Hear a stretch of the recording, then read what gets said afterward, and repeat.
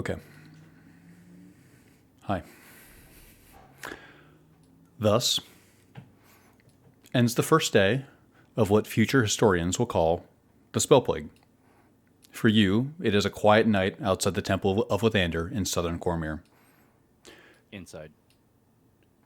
24 leagues west on the Sword Coast, it is chaos. Poverty-stricken veterans of war on the street in Amun finally decide to beat the living piss out of every priest of Tamora that they can find. In the Cormanther, a druid of Sylvanas cruelly bludgeons his partner with a 1,000-year-old porcelain vase. There are things you cannot clean up with a broom after a fight. In exile, Lusana Obarskir watches in disbelief as the iron chain supporting a marble chandelier seems to be lost to the accounting of existence. It disappears, sending the elegant marble structure falling toward her cornbread basket. Deep in the sandstone beneath the royal breweries of Thay, a red mage waits patiently for the portal system to resume. After 15 minutes in the crawl space-like chamber, his sense of anxiety blossoms and he screams. It is midnight on day 1, inside the Temple of Lathander. Let's resolve the manifest and remind each other where we are going into day 2. Starting on the left side, fairly arbitrarily with Eden Cather for day 1 of the Spell Plague. You ate your last iron ration, it appears. You drank stream water that you had in your water skin. And you kept the first watch with Alan, correct? That's correct. Mr. Fang, also eating an iron ration. You drank Underdark pond water. And you are attempting to sleep as we speak, I believe.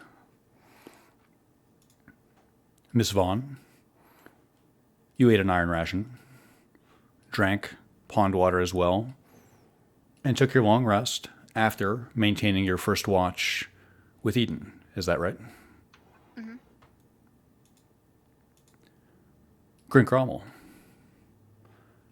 second day in a row of hardtack. Probably doesn't taste so good anymore if it ever did. Some water from the cave, and sleeping as we speak. Lorne, Dainavir, with a sense of dread, you ate an elven ration, it appears. Finished off your cave water, and did your best to sleep.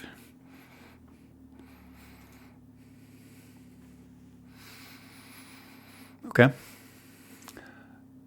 Alan and Eden, you are currently on watch. I have you together outside the temple with the rest of the party. We can imagine that the party is inside. Do the two of you have anything to resolve together? Or is there anything you'd like to investigate in the world around you?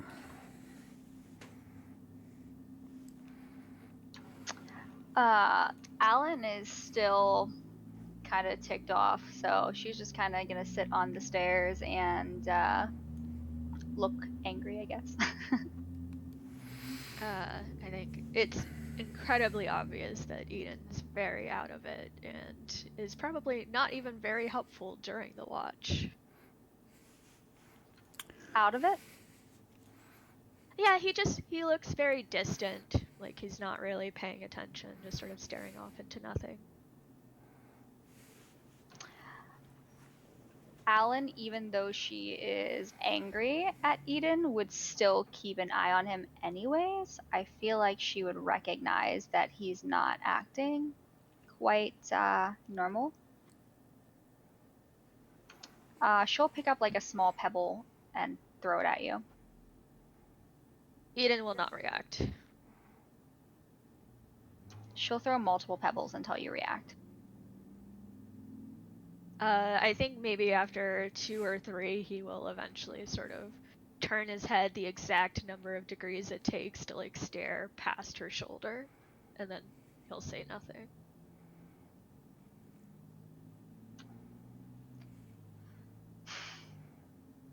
Alan will feel slightly bad that she yelled at Eden. And she'll go up behind him and like give him a hug, but like wrap her arms around him so that his arms are within her hug. Like That's cute. I'm still mad at you, but are you okay? It takes Eden a second to like sort of recognize what's going on, but he'll eventually say, I don't know. Are you? What? What do you mean you don't know? Yeah, I'm fine. Even after what just happened? Everything will work itself out, or we'll figure it out. There's really not much we can do at this point, so just gotta go back to things the way they were, I guess, before I got magic. When did you get magic? I don't know, it's a couple of years ago, maybe 4, 5, something like that.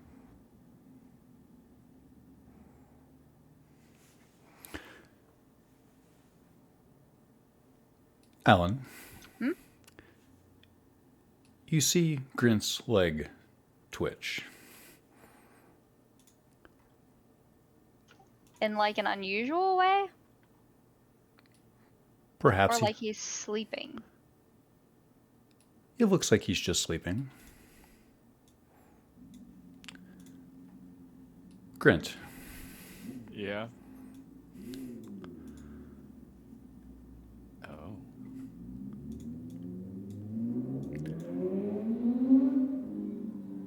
It's not so bad, is it?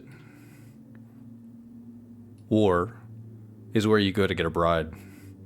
War is your retirement plan. War is a lot of fun. You find yourself judged by Tempest.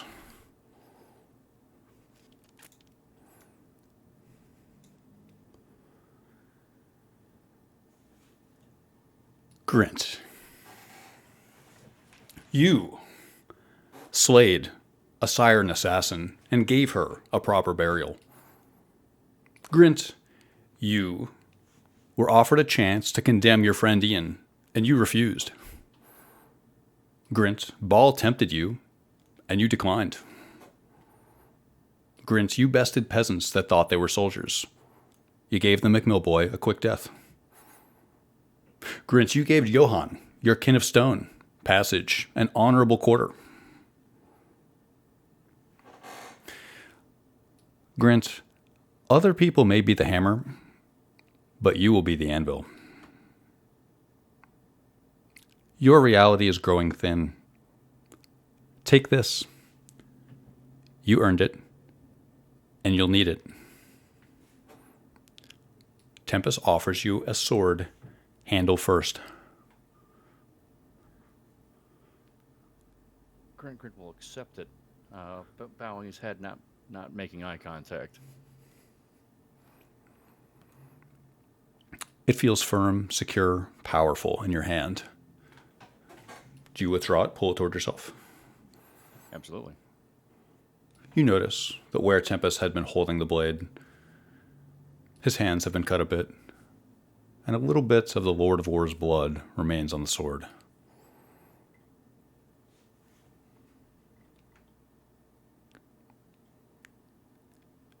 Grint, go back to sleep. Sounds good to me. Tierney.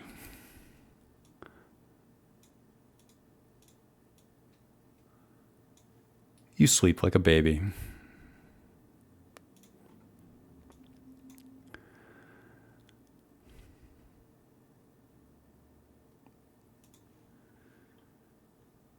Tierney, you find yourself smiling in your sleep. You hear applause, and you know it is for you.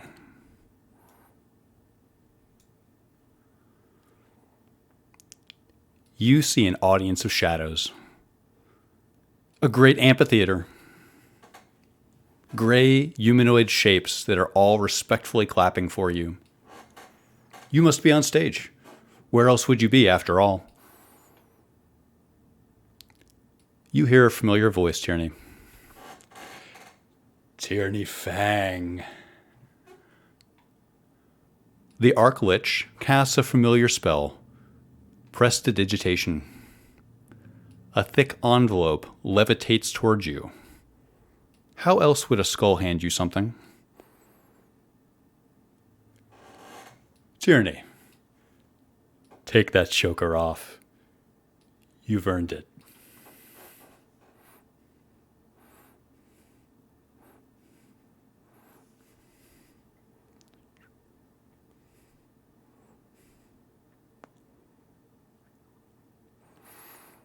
The skin on your neck exults. You don't know if you're dreaming or not. You don't care. You have never slept better in your entire fucking life.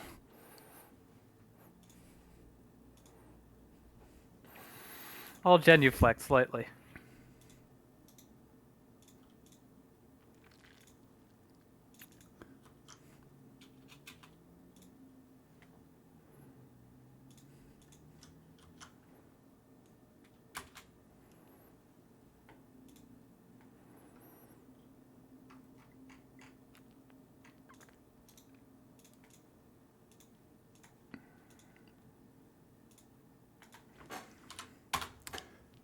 You do so.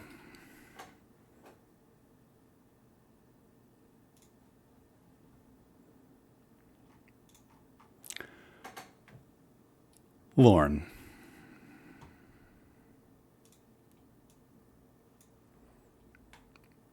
You feel the wind in your hair.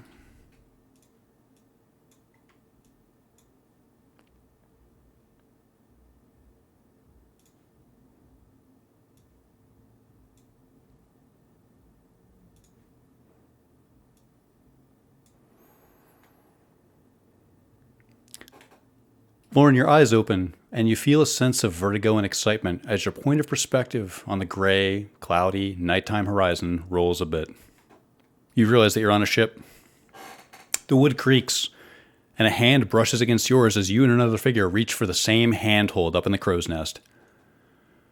You hear a voice. It's okay, Lorne. They were promised rough seas. You and him are both skinny enough that you don't crowd each other here in the crow's nest. Book. Rail Tinmer, first mate of the Sparrow, Harper agent. Before the Zent's grand ambitions, she was a good sailor even. These people you now travel with even trusted her a bit. Let's watch as she caves an apprentice navigator's head in because she is fairly sure that he is spying on her. Below you, you watch as a lean woman with flaxen blonde hair hefts an angular warhammer as she walks up behind a young man with curly hair. Sirik turns to you. It's fun doing the right thing, isn't it? The man below you seems glad to have company on deck with him as the woman approaches. The salt in the sea air reminds you of the auxiliary tunnels to Menzoberranzan. You can hear the crunch as the warhammer connects. You can feel Sirik grinning next to you. You awaken suddenly to see Alan and Eden.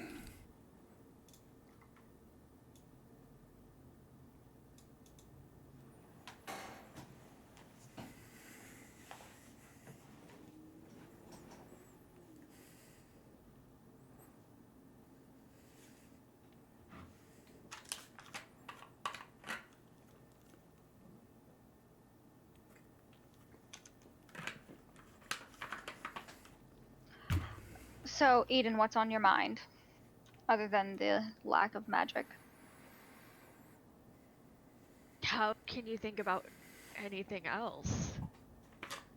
Well, things happen. Aren't you wondering why this happened? Yes and no. We killed a god. In theory, we don't actually know that.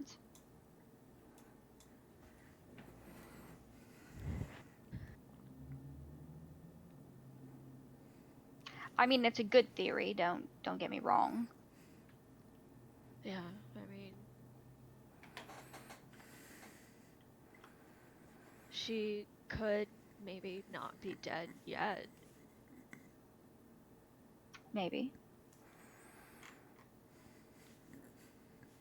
And like we talked about, we're gonna go and try to find her at least.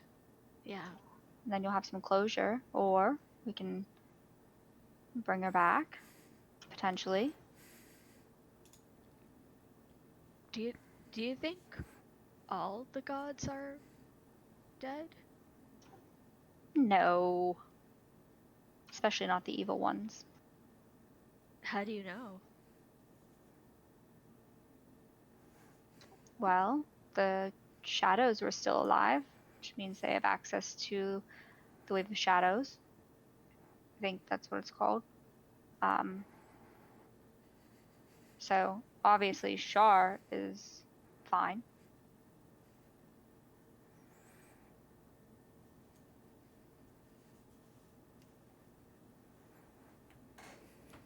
Did you, when you were using the quill, or even when you were looking at it, did you have any sense at all that something like this might happen?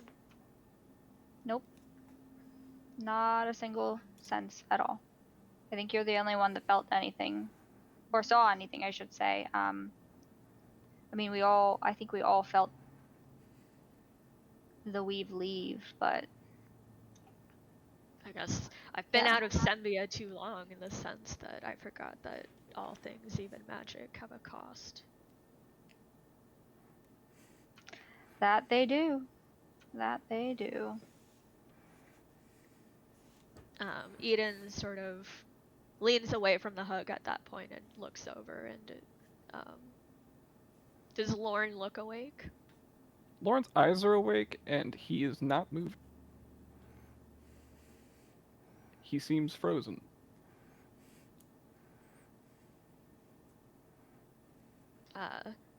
Eden will tilt his head towards Alan and say, I think something's happening to Lorne.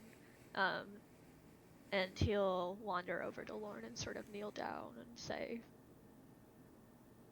hey, are you awake?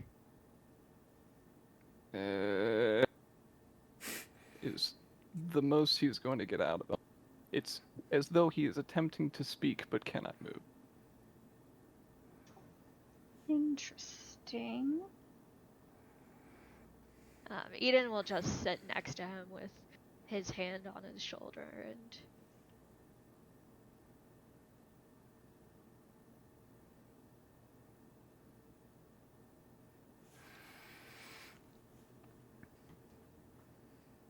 A bit of an uncomfortable amount of time passes, and you notice, slowly but surely, his facilities return to him. As an unfortunate affliction. One comes with the territory. He tries just to as brush happy himself to off. elves. I'm certain I'm not the only one now. The grip of dream holds on to me every time I wake. I don't think that all the gods are dead. I can hear you all the same. I found myself, I believe, aboard your boat. Sparrow? If that is its name, then yes.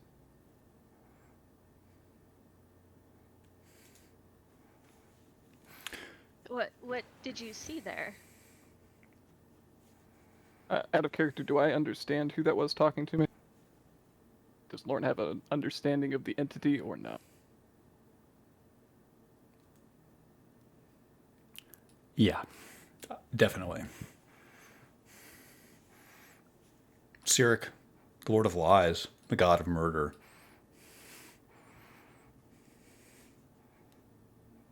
A higher entity presented me a picture of perhaps a past I was not witness to. Your friend Rail? Was it? Rail. Rail. And her fast-acting hammer to the back of the head of another crewmate, yes. Wait, so Hmm. you saw her do it? In all its gory details, yes.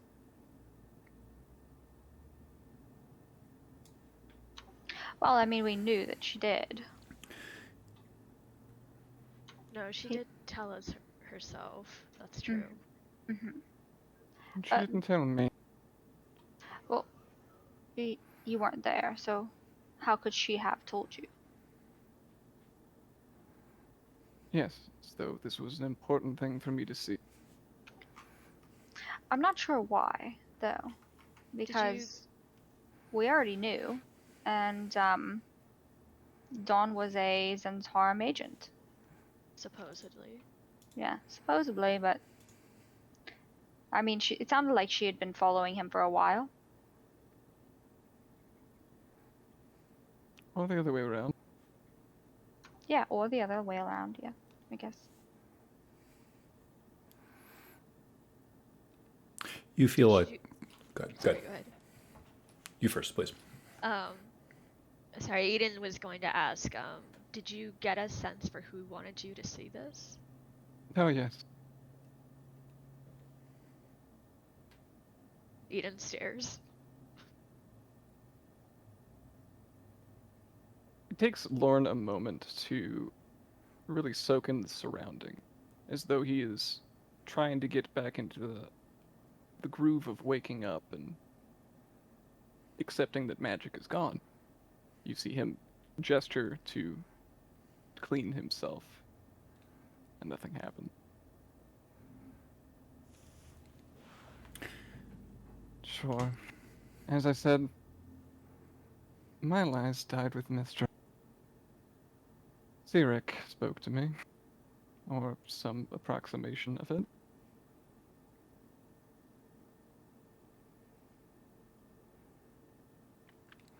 A wry smile creeps across his face. You feel as if 4 hours has probably passed.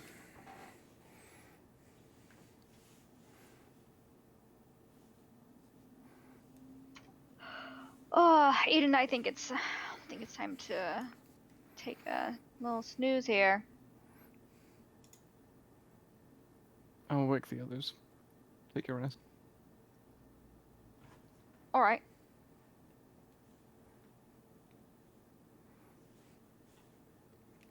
Lorne will move to Tierney first, and shake him at the shoulder.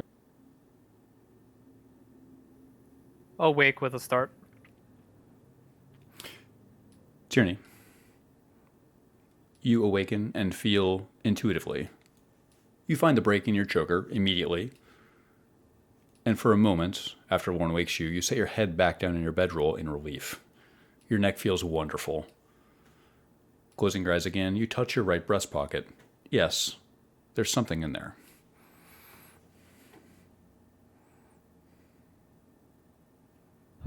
My turn for watch, Lauren. Yes. Fitful dreams. As always. I don't take it you spoke to Xeric in your... No, I don't dream. Let's watch. Without access to the weave, I don't... Even with it, I don't believe I would I love that. wake your dwarven friend. I love that too. I think we can let him sleep. I think he will be the most useful among us with a full night's rest. Hearty inhale. Why don't you keep an eye on the temple, and I'll keep an eye on the road. Or if you prefer, vice versa. The temple is fine with me. Do as you will. Lauren, I'm afraid you're going to have to learn a new way to live.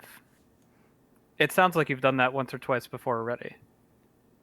Begrudgingly so, yes. Begrudgingly so again. You're going to have to find a way to live. I'm here, aren't I? For now. I will take that most heartily. Is not a threat. Not a threat. Is Tierney leaving the temple? Yeah, I'm walking outside Lauren will sit down, watching over the people that are still sleeping. to the extremity of the camp, in which case I will feel my pocket. There is a simple red ring in there. And a heavy bit of parchment in a simple black folder. I will immediately put the ring on. You do so. Was there a modification to our watch here? Is this now Tyranny as well? So Grint Grommel still asleep. Right. Yeah, Lauren's not going to touch that problem. I'm taking his watch instead. We improvised. Well, Tyranny, during your watch, is there anything that you would study or watch for in the world? I am looking for people coming down the road. Roll perception.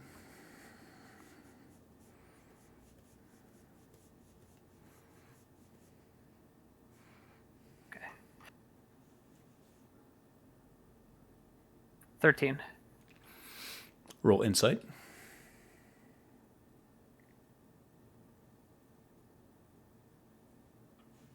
$14. You infer several things from watching the road. 1. The small road coming up to the Temple of Lathander has no traffic. You infer that this is not a commercial road, and it would be perfectly normal for no one except for adherents or whoever you can imagine being drawn to the Temple of Lathander in its mundane capacity using this road. You do notice something in the forest, though.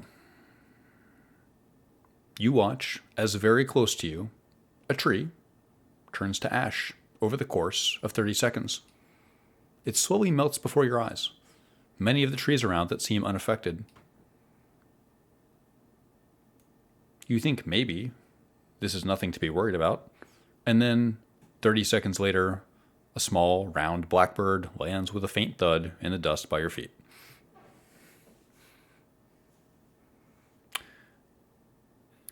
I'd like to inspect the blackbird. You do so. It has small, beady eyes, black feathers, 2 small, yellow taloned feet, a long tail, a beak that looks like it was designed once to open seeds. I'm going to advance toward this tree. Where is it? Directly north of you. What tree to advance on, though, Tierney? There's just a bit of ash in the wind now. I'd like to look at where the tree lay. Did the root system also crumble? Was this a magical being who's lost attenuation now that magic has left the prime material plane? Roll Arcana.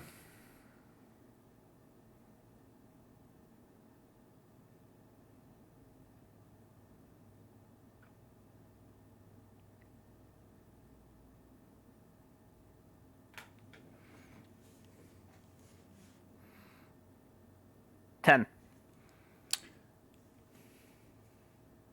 You have several competing theories in your head, none of which particularly convince you.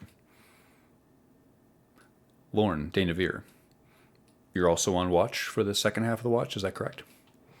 Admittedly, much more relaxed position being inside the building. I would presume the door would be closed at this point. He would be going over his spellbook as it were any other morning. Understanding that this is mostly a fruitless endeavor.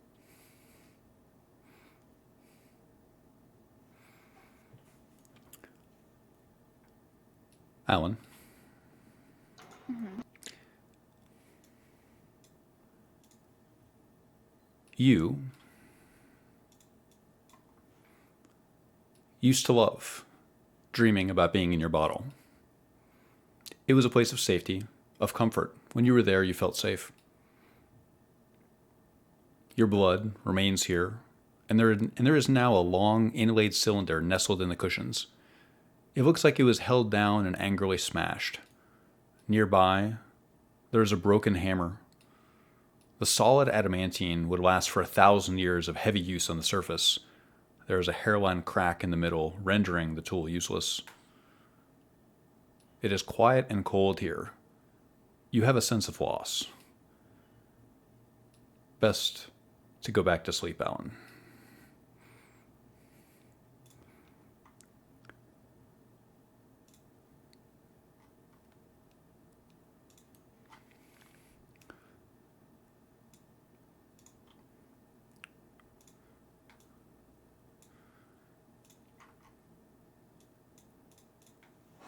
Eden Cather.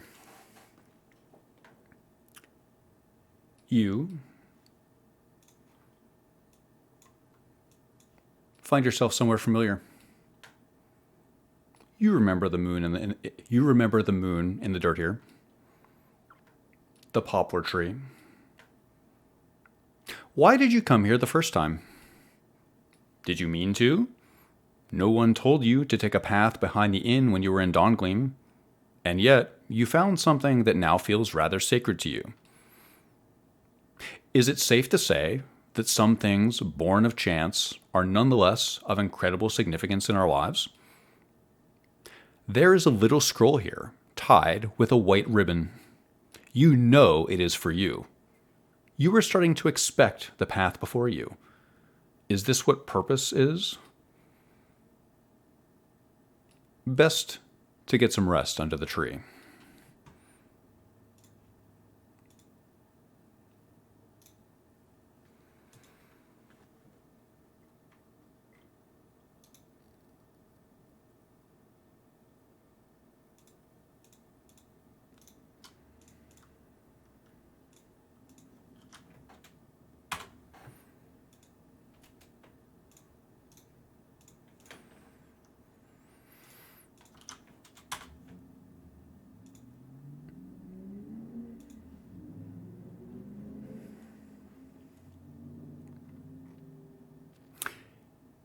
It is day 2 of the spell plague.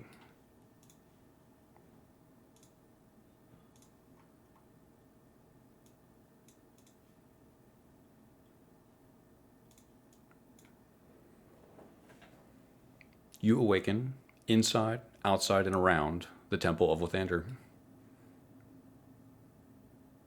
Describe to me the party's disposition and general cohesion and next steps forward.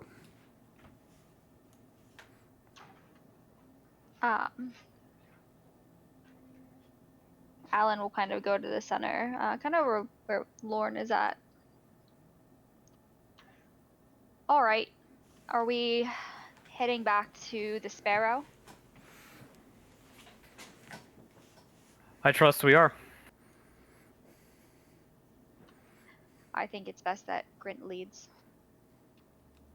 Nay. Great, you know the way? Nay. Grint, Take the helm then, as it were.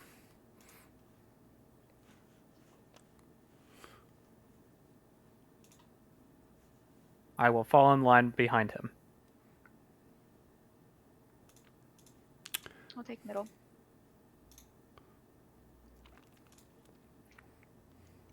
Well, I'll pull Eden alongside me too. Did this count as a long rest? I'm curious about the wounds that we sustained against the shadows. this did count as a long rest, but you gain no health back if that damage was dealt by shadows. Okay.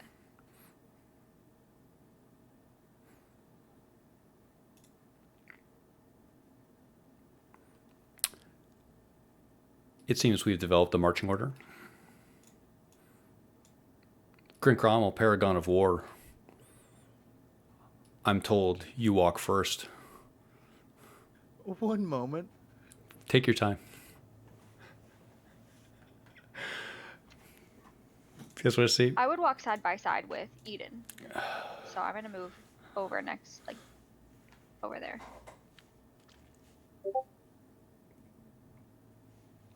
Yeah, okay, so... What are we doing? Heading to your cursed ship, which I find myself probably also bound to at this point. If magic is gone, your boat certainly is not.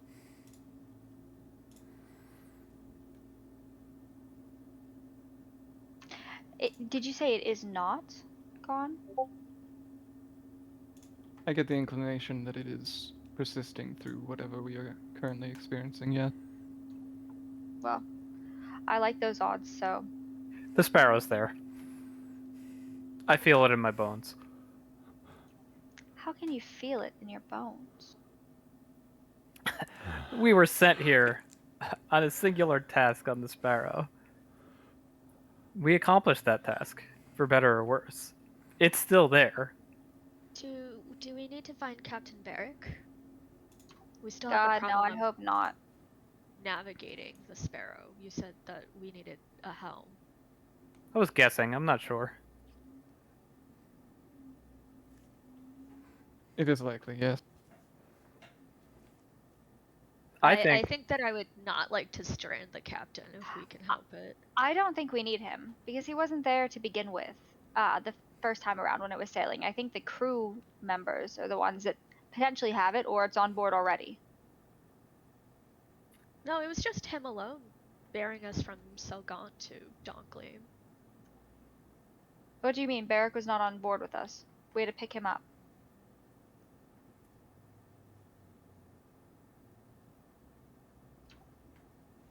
When we went from Selgaunt to Dawngleam, it was just Rail and the crew, and we had to pick Barrick up. I don't give a shit about Captain Barrick. Whatever you decide you want to do with him, fine.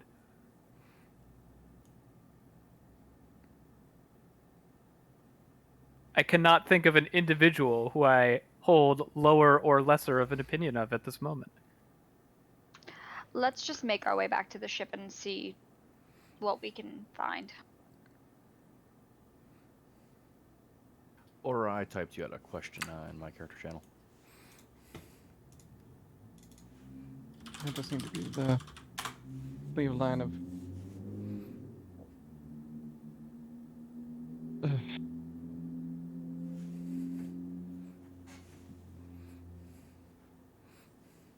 I apologize.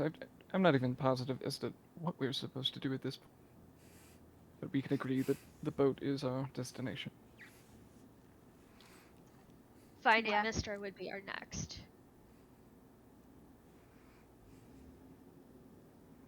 I thought, were going to head to Mithranor to find if there's any magic left in this realm, and use that as a jumping point to maybe travel to the Abyss to complete our task in some way or the other.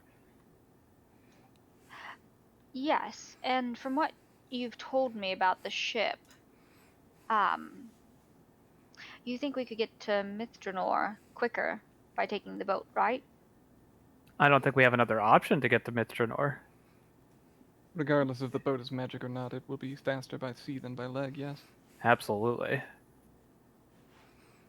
It's probably 3 to 5 months walk to Mithranor, maybe more. Oh yeah, it sounds like we should take the boat.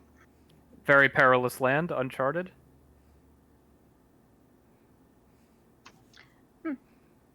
They drove out the demons that conquered their city. I'm sure those demons didn't disappear into thin air.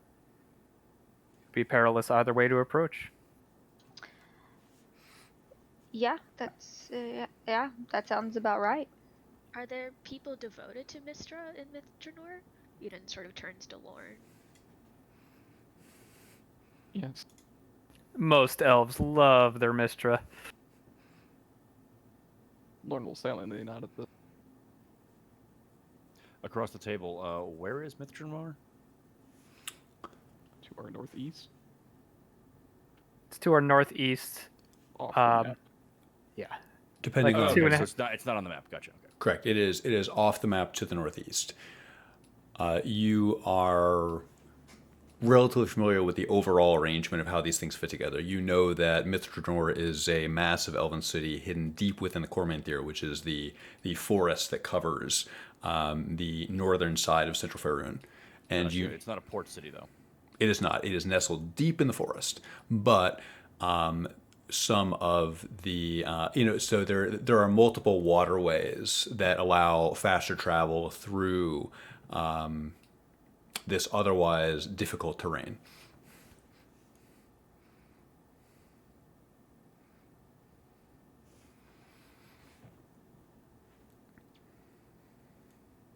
There's just one more thing to consider then, I guess.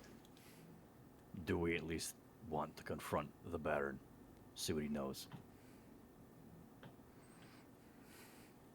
We could. I think if we're intent on finding out who's pulling these strings, he could be valuable, but I also feel like the answer is no already by at least one person in this party. I think we all know the answer.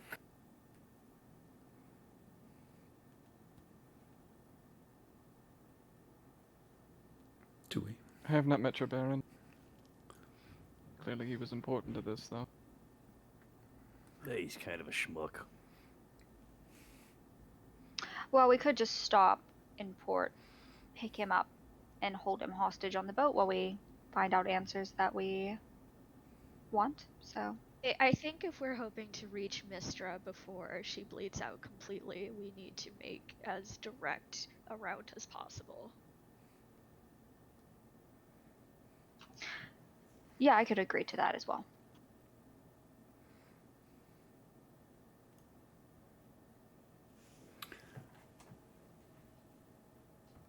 Let me know when the party is ready to advance forward. Are you now? Are you ready button leaving the Temple of Lathandra with Crinkrommel out in front? Let's make sure we have everything out in the open first. Yeah, it was... Sorry, go ahead, David. No, go ahead, Eden. I was just going to ask what happened to the blackbird overnight. Is it still sitting there?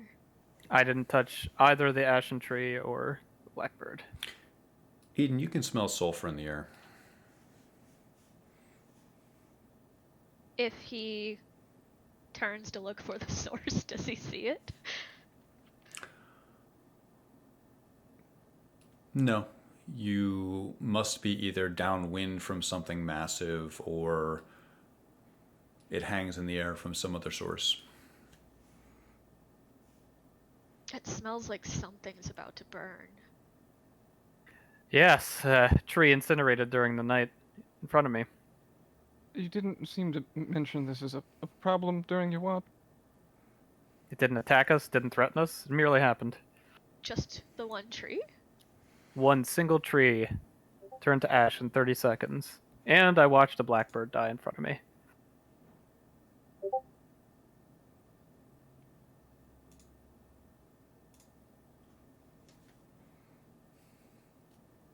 Where is it? Where is it now, this bird? I'll point to where it is, near the mouth of the path.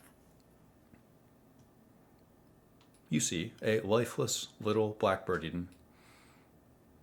Can he investigate to see how it died? Roll nature.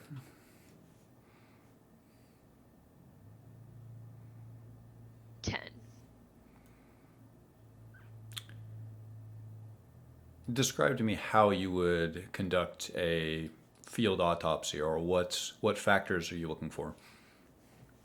I think he's looking for any obvious signs of illness. So he would like actually pick up the body and look it over, looking for like open wounds, open sores. Is there gunk? There are no obvious signs of illness. You see, it seems to have relatively clear eyes, no signs of sores, growths, nothing like that.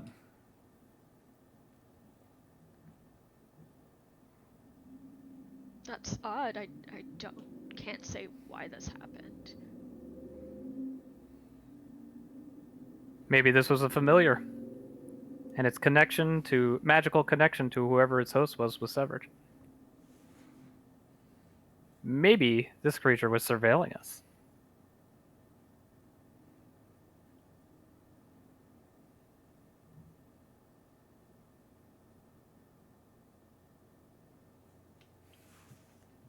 Either way,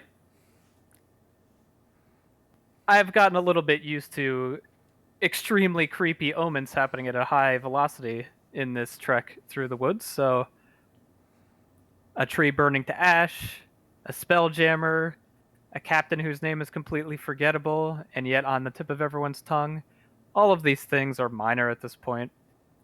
We're trying to stay alive in a hostile land,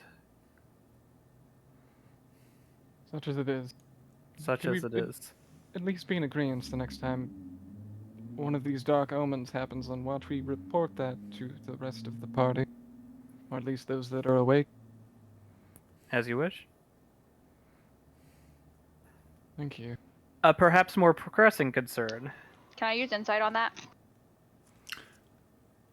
Can you use insight on? Can you? Can I use insight on Tyranny saying, like, as you wish, like, as if he's actually going to tell us? You could try, I haven't decided yet. Alright, well, we'll leave it at that then. Maybe a more pressing concern is I'm out of food and out of drink, and we have a long journey ahead of us, and nobody here can conjure either of those things anymore. There was a... There's a yeah. stream. There's a stream. We should probably fill up our water skins. We'll get food in Dawnglade. Get food and I- Dawn Game. I do have some iron rations left, so I could split them up if I need to. I think I have 3 left.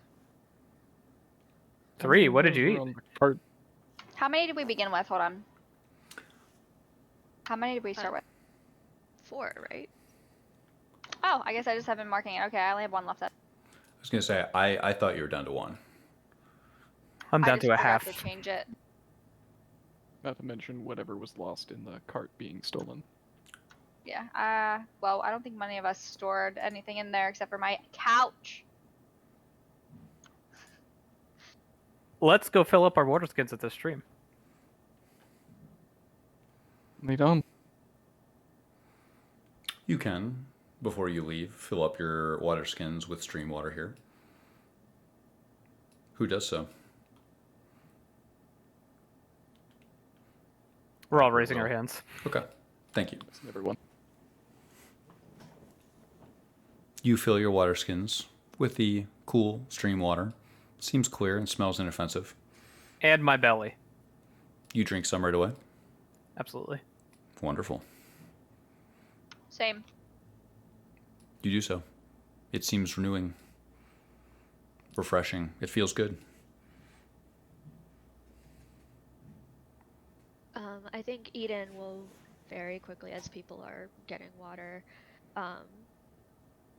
ask if anybody has a spare weapon. Basically, something light and pointy that he can use. Because Yes, Grint was going to get into this. Okay. Because so many of you, without your magic worth about tits on a bull, I have an assortment of weapons. Anyone assortment. go with a sword? Depends It's on the better than sword. nothing. I'm gonna check what I'm proficient in. What type of sword, Grint? So just a long sword. I believe I could use that. I also have a dagger. A dagger. I think you I- probably wanted that, didn't you, Eden? Yeah. I think I can manage a dagger. A spear would be better, but I can at least manage a dagger. 8+0 longsword, Latra? No, I actually have 2 +1s and a +2. Holy shit. Grint's a collector. Is it considered a simple weapon? No, I think it's martial, isn't it? Correct. Yes. Longsword is martial, yeah. Longsword's a martial weapon. Yeah. Short sword is simple. If you got one of them short ones. Unfortunately, no. I would take a longsword, and I feel like I'm one of the only other people capable here of using it. So anything, +2. yeah. All right. Lauren will hold up his dagger and announce that this was particularly partial to him. Suit yourself.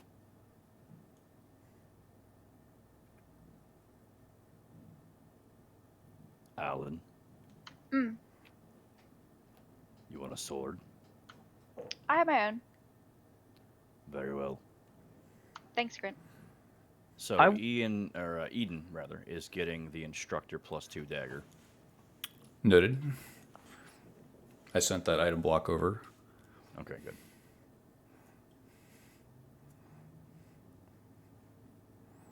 I would like to, using a belt on my tailcoat, crudely fashion a sling for this device and wear it openly on the outside of my tailcoat. Device. Like a belt. Oh, sorry, device. Sword. Okay. So you're making like a bandolier, and you're wearing the sword proudly. So like Yeah, a a scabbard, like, yeah. like a crude holster, sort of. Yeah, sorry, work on the brain. did not- Device. But the sword did come with a scabbard. It had one on the skeleton, so it already has a scabbard. You just need something to, yeah. I need to sling it, and I'm trying to intentionally wear it in the open as an open display of power. Mm-hmm. What sword did you give Trini? He has the +2. The name escapes me. Let me see. First Just light. the- Correct, the first light. Yes. Can it be linked to me? One moment. There you go. Thank you very much. So Grint still has 2. Grant, what are you +1 going to use? longswords. Isn't this your longsword? I'm good. What? Okay, you're good. No questions.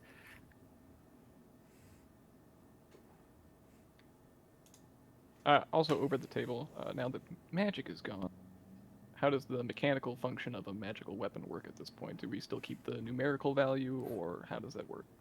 As far as you know, yes. When you are, if you were swinging a +10 weapon, you add +10 to hit and damage until further notice. Sounds good, thank you. I don't like that last part. Right? We have quite the walk ahead of us. Hey, keep a sharp eye out. Cormir was already a sketchy place to begin with before this happened, alright? This is already a war-torn land, and now I can't imagine what it's like. So, something to mention. Just because magic's gone doesn't mean that natural poisons are gone, so we should keep our eye out for anything we know is poisonous. We can add it to our weapons. My family may have been an apothecary, but I'm not too familiar with these things. Well then, let's get to Dawngleam. And as we are moving down the road, is it obvious, because we had a wagon, it was heavy, had wheels, little traffic from what you told us, so is it quite possible to follow the tracks of the wagon as it left the temple? It is. Are they heading back to Dawngleam? The two heavy wagon tracks go south on the road. Okay, so back towards Dawngleam. Okay. Let's just follow those tracks then. And if they, break off the path, let us know. You head south on the road, and everyone follows with you. Roll D100 crit.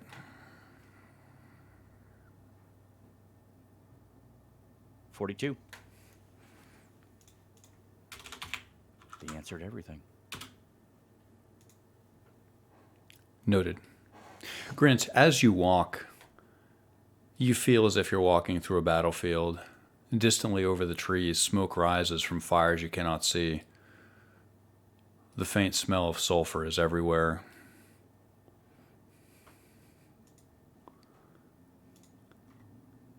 Going down the road, you find yourself somewhere familiar.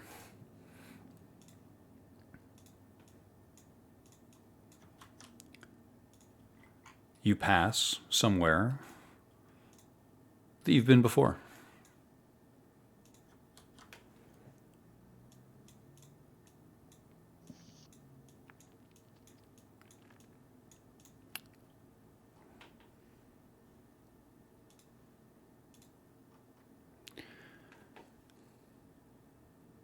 You walk down a familiar path, but you think you would have remembered a baler here the first time up the road. There is a blood-curdling scream as the blood war rages on the prime material plane. A baler, a denizen of chaos, a demon, 12 feet tall, muscular, with an ugly, angular head, is fighting two lemures, ugly gray jailers, servants of order. The baler engages one lemur with a whip of fire, while it keeps the other lemur at bay with a glowing sword. Roll initiative.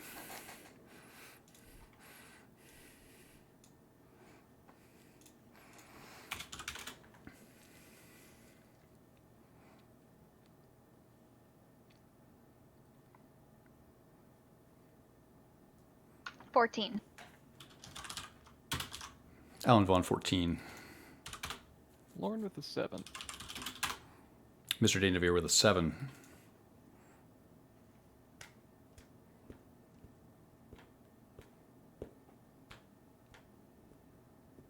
Eden with a 20. Eden Cather, a 20. Tierney with a 10.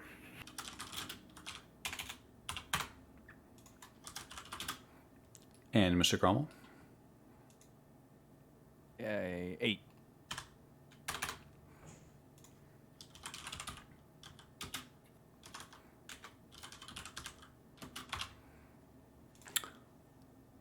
At the top of the order, Eden Cather.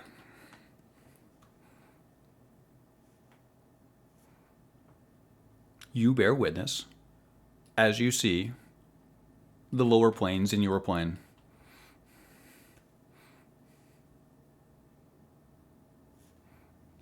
This doesn't much feel like home.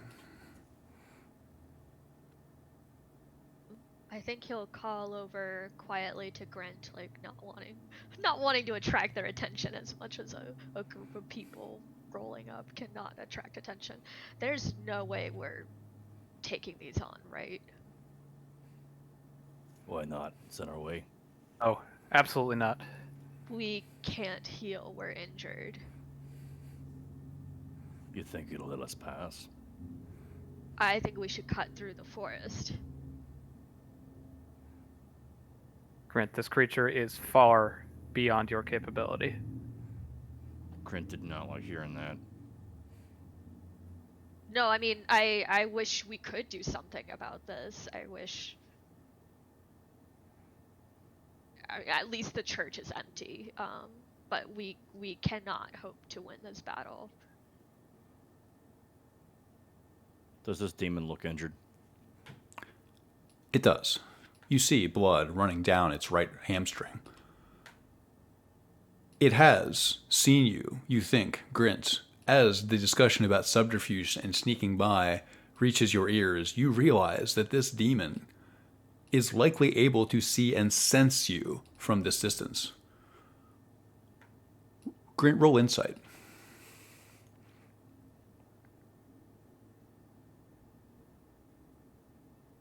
Three.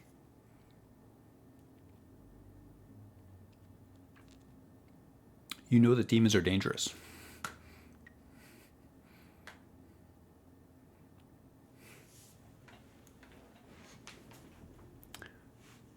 Eden Cather, still your turn. Eden's still looking at Grint.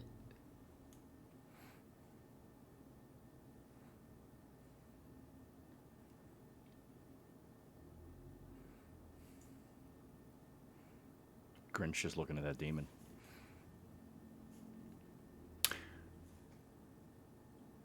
The devils go. Oh, yes, yeah. Each lemur attacks. They swirl around the massive legs of this demon, trying to hold it down, trying to bring it to heel.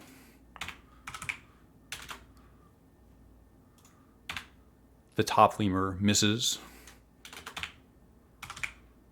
The bottom lemur reaches out and smacks this demon in its stomach.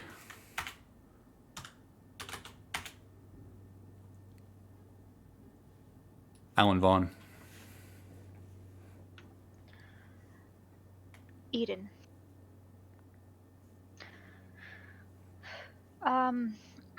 It seems like maybe he has his hands full right now, so maybe we should. I mean, I feel like he's gonna know. I don't feel like we can sneak, but at least if we can try and get out of here as fast as we can. He's already tied up with 2 devils.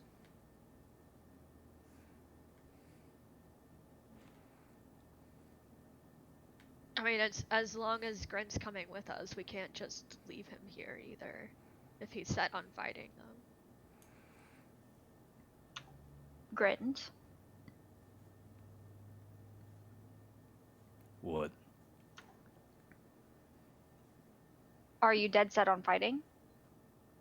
The forest fire. How severe is it? You can smell sulfur in the air, and looking to your right, you can see red coals intermittently in the brush. Where they find dry bits of underbrush, there is smoke and often fire. It would be difficult to call it a forest fire, but certainly there is smoldering,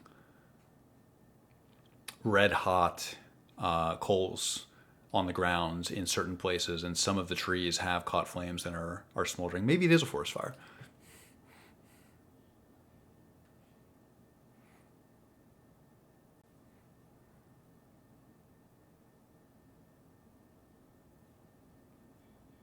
Look, we don't really have gear to put out a forest fire, but we got things that can kill things.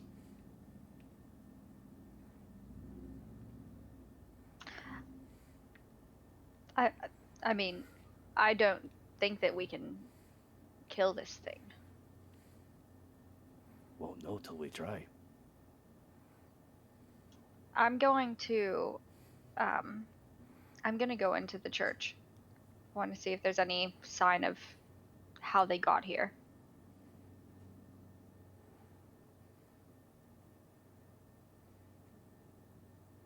All right. So I'm able to make it into the church. What do I see within? You see a small chapel. There is, as it was left, a ruined symbol of Shar on the ground near the altar. The pews are empty, and it does not appear that anyone has inhabited this place since you were last here. I'm just gonna hold my post until the others figure out what they're doing. Tierney Fang. I am going to take one look at Grint and shake my head, and I'm going to move into the chapel, but faster.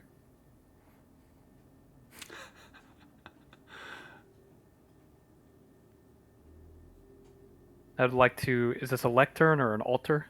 It is. It is a small lectern. There are some ruined papers on top. Potentially there could be things behind the lectern. You'd have to go up on the altar via the stairs to see. I would like to... I don't know how much movement I have left. I wasn't really tracking. That's my goal. I presumed you're taking the dash action, in which case, without measuring, I think you can make it all the way up there. And I would like to frantically gather the first thing that I find. Roll investigation.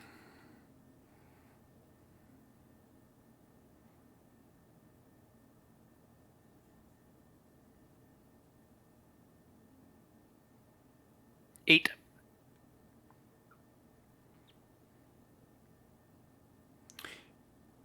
You feel around desperately. Ash gets on your hands. You have to brush it out of your eyes. You find nothing of significance in your haste. That ends my turn. The Baelor goes. With its fiery whip, it attacks the southern lemur. It hits. The whip wraps itself around the gray mass of the irregularly shaped torso of this demon. Sorry, of this devil. It does massive damage. The Baelor, with its sword in its other hand, strikes at the other lemur. It misses, its gleaming white sword smashing into the ground. Grint Grommel.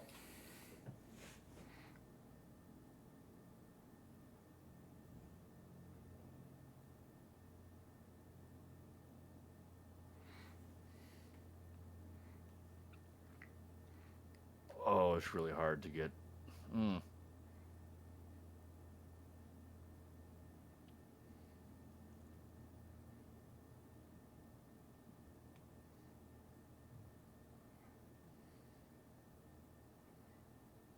Grint's gonna move closer.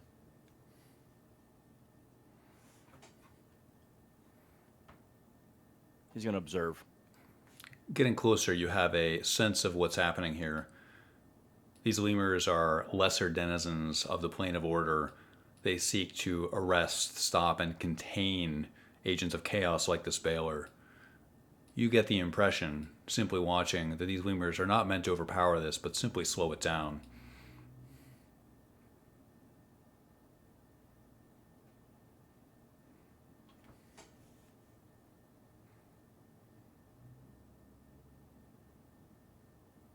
Yeah, Grint will just observe for now. He's just gonna hold end his turn. Lorne de Navir. He takes one look down to the dagger that is in his hand, shakes it, and dashes straight into the church as well, behind where his cohorts left, and will call out immediately. Perhaps this is not the best time to be seeking shelter. This house of many gods that we cannot speak to. Just trying to find a way to evade. He will gesture very flamboyantly back towards the burning forest behind them. Yeah, it's on fire. I would take a burning forest any day over a Baelor, yes. I do not believe these stone walls will hold that. No, I agree. Why don't we go behind the cemetery and go down the road? Do you think we could maybe make that work? In due haste, yes. And Lorne will just move straight down. He's not entering the building. Why not go through? Because it's a Because you church would- to Shar. I mean, you found him in there. He's just not trying to push past you at this point. I see. Lorne is very clearly panicked at the sight of devils and demons fighting on the streets. Alan also is, but is trying to play it cool. Lorne is far past playing it cool. Eden Cather. So Eden will move up closer to Grint. He can get about here with the intention of basically being in reach. If Grint does decide to go and attack, he will assist in some way. And also looking over towards where his comrades went, towards the church. But otherwise he'll hold his action, basically same as Grint. Alan Vaughn. Oh, I'm sorry. I skipped the devils. That's okay. You don't have to. They don't have to go. We want the devils to go. Yeah, we want the devils to go. Each lemur tries again to wrap itself around the legs of this devil, of this demon. The Blood War is kind of confusing. The northern lemur successfully squeezes a bit on its thigh. The southern lemur attempts to attack and misses. Its incorporeal form cannot wrap itself around the demon. Alan. Eden, Yes. what are you doing? You're gonna get yourself killed. Like I said, we're not leaving Grint here alone. If Grint wants to go die by himself, then I mean, I'm sorry, No, but that's so be it. not how this works.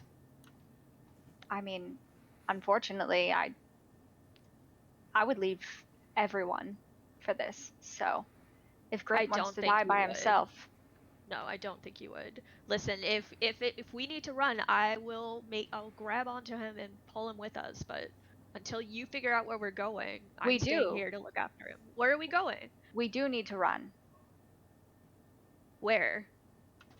away from the Baylor. I feel like it's an obvious decision.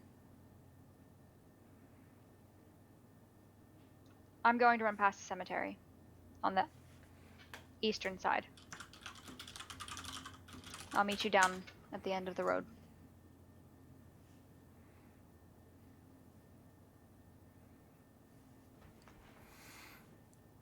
Okay, I use dash.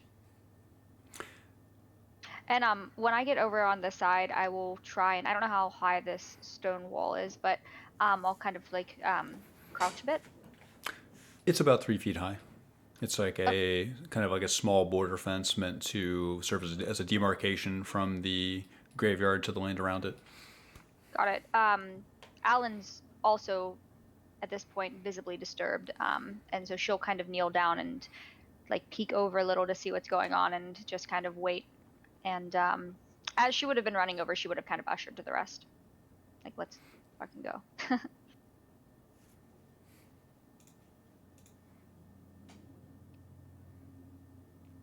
Tierney. I would like to continue my search of this location. Roll investigation.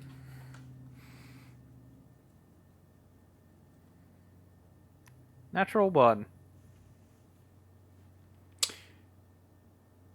You feel around, more desperate than before. You find something. It's dusty.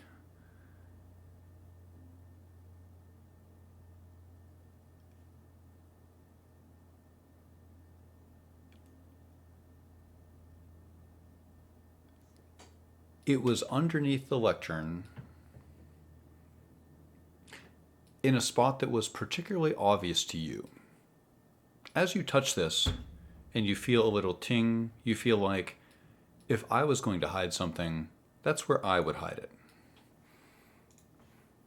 You find something small, metallic.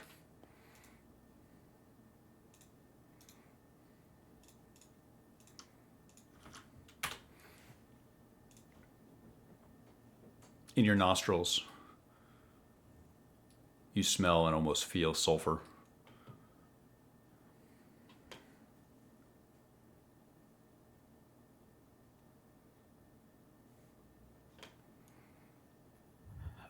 I'm going to move.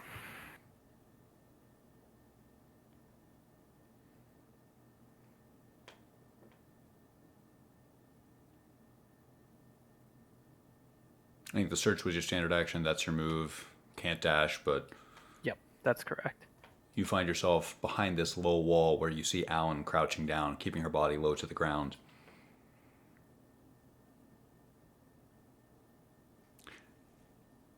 The Baylor goes.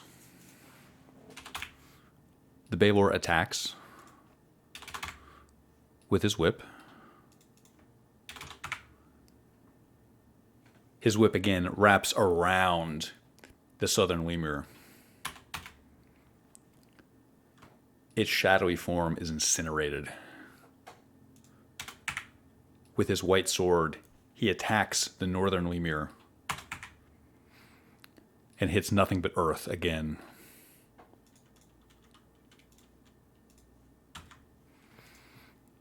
Grint's grumble. Grint turns to Eden. What would you have me do, leave this thing here? What if it follows us to Dawngleam? I mean, that actually might be a good idea because there are soldiers in Dawngleam that could back us up. Soldiers, that's what you call them. People with It's a swords? den of thugs. They'd run at the first sight. And those who are slow, those who are weak, they wouldn't get away.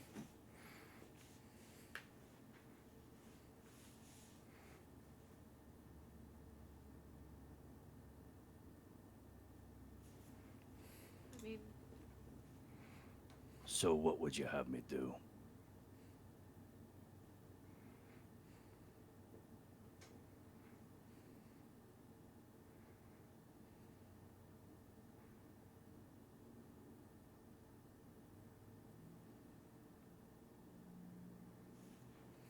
choose your battles, as I've always been asking you to do.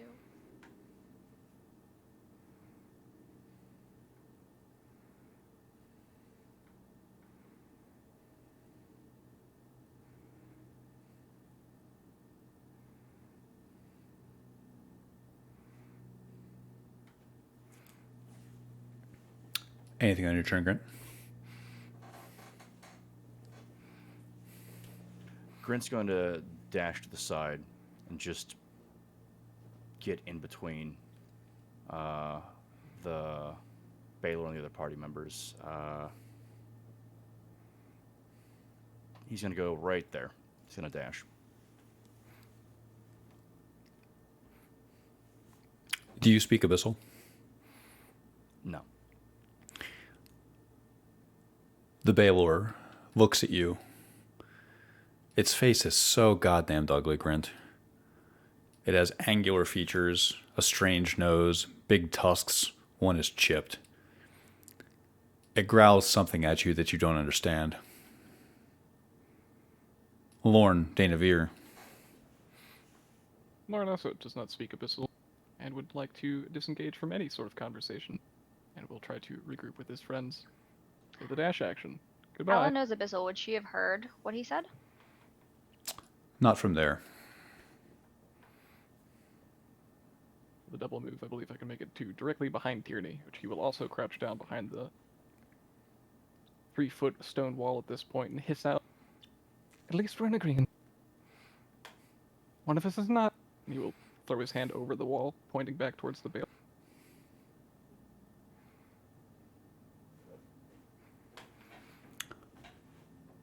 Eden Cather. Eden will move. He gets about this far.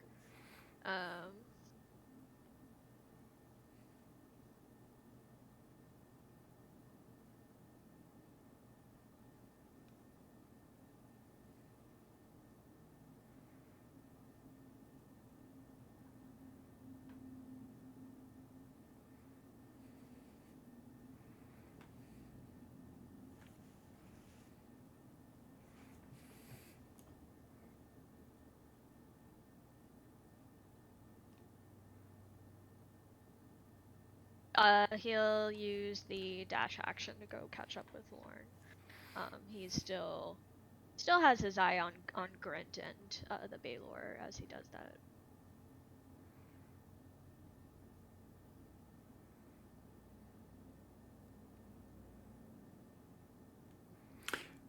As you dash, the old wound in your hamstring itches and hurts. The devils go. The remaining lemur attacks the demon and hits. It wraps around its leg and squeezes. Alan Vaughn. Let's keep moving.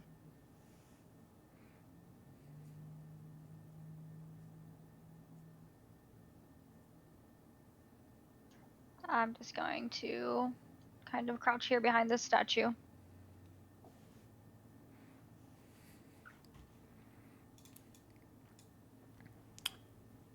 you take a knee behind this statue for cover. Tyranny Fang.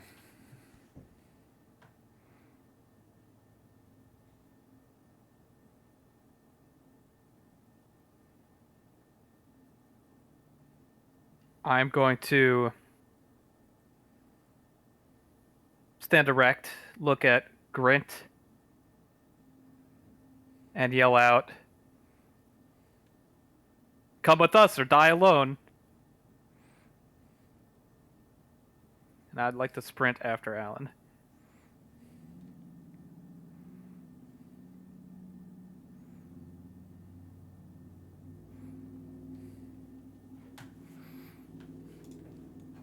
You do so. The statue is not large enough to provide cover to both of you, but you find some shade from the tree above you. The Baylor goes. It attacks the lemur with its whip. It hits. The whip wraps around the lemur's body. It attacks with its longsword. It neatly spears the lemur to the ground, where it quickly expires.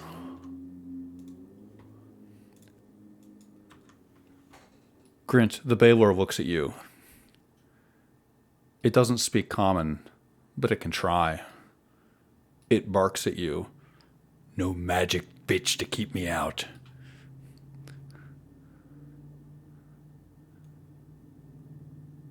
Grint Grommel.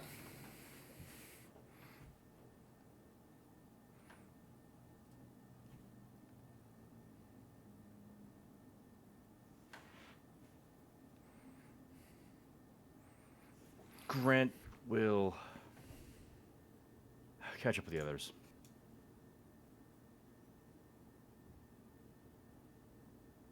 Let me just...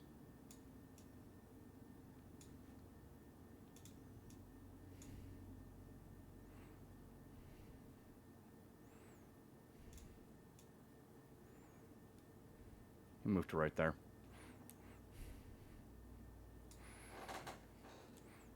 Lorne, Danavir. Seeing Grint move forward provides a sort of relief very unusual to Lorne at this point. He doesn't have to make this decision anymore, and will run with his friends as well.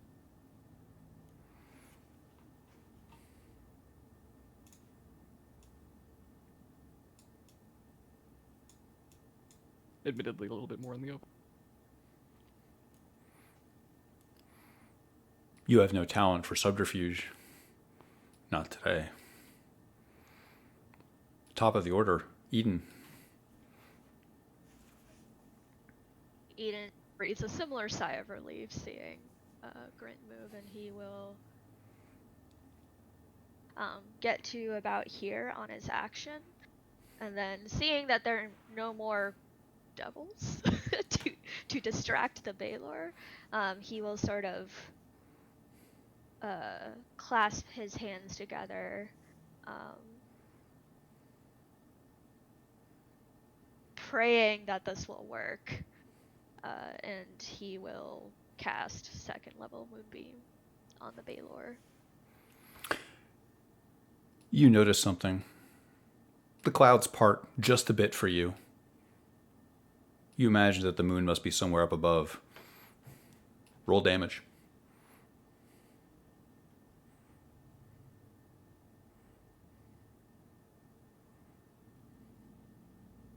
16, and I think it needs to make a Constitution save of 14.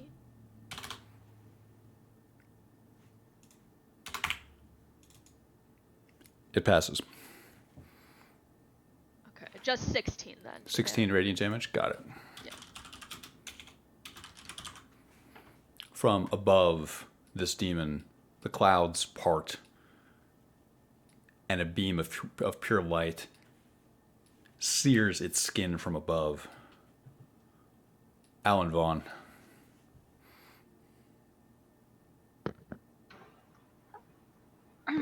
Alan's completely in shock. for all we knew, there was no magic, and she knows this is very typical of Eden. She'll kind of whip around and look back at Eden to see if he is the one causing the magic. Very visibly, she can see that, I would assume, unless Yes. he's kneeling down. No, I mean he's standing there like praying. So Um,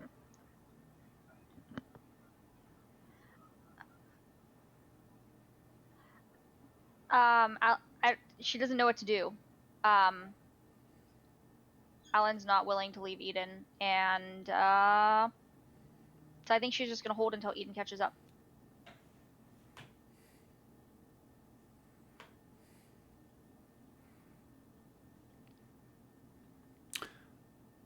Actually,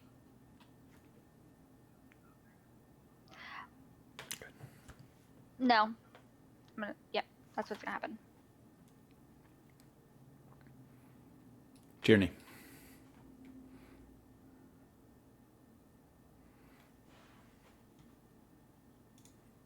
I'm going to rush over to Lorne. Did I hear you say Shar before? Sorry. Did I hear you say Sirik before? Admittedly, in more of a stunned state to the giant laser beam from the sky, he will nod. Yes. I don't think all the gods are dead, clearly. Shut up. And I'll push a ring into your hand. Put this on.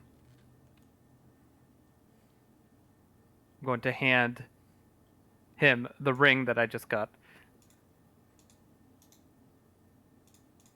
Lord will put it on. I don't think he's particularly thinking straight or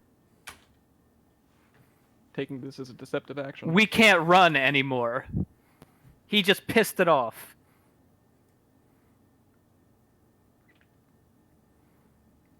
The ring slips onto your finger easily, Lorne. You feel a sense of power.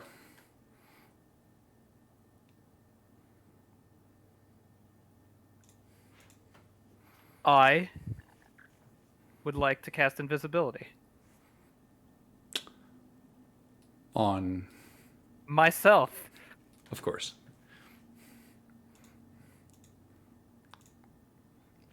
Make an Arcana check. Okay.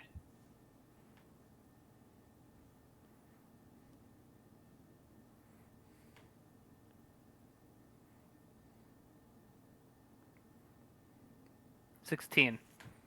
How can you hide from something that can see you through the plains? Yeah, fuck. Alright, belay that.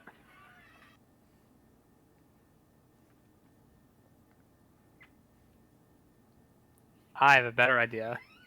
I would like to cast grease underneath where the Baelor is standing. Where do you center it? I would like to center it.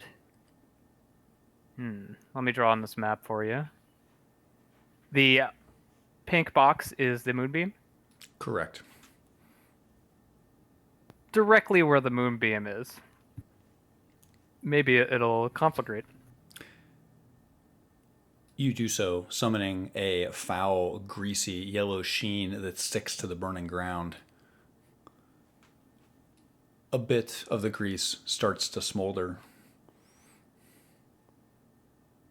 The demon goes.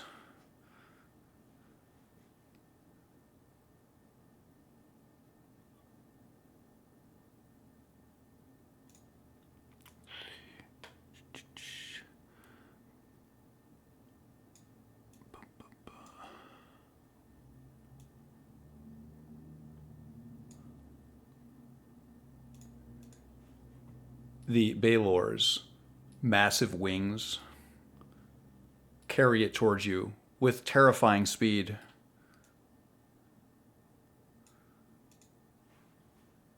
It lands on the earth with a tremendous thud. It lands between you and Grint, Alan.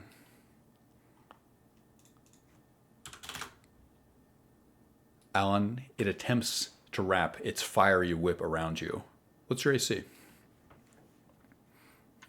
Not high enough. It's an 11.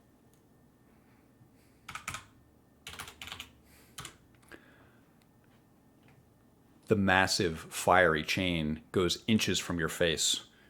It seems you're too close to it. It barely missed you. Grint, the Baelor's massive white longsword, it jams it down towards you. What's your AC? 21. It misses. The Can I longsword, repost? you can. Its also- sword lands in the earth. Go. I assume demons aren't humanoids? This is not a humanoid. That's what I figured. Okay, just checking.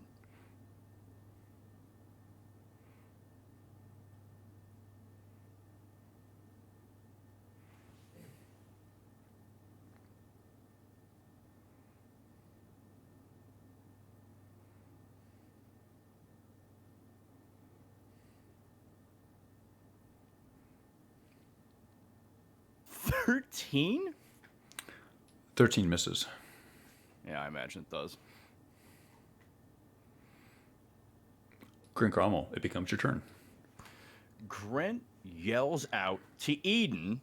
He's like half smiling, and he says, "You kill thieving little shit." And he swings his sword. Here we go. So, how do I want to do this? We'll just start off with a regular attack.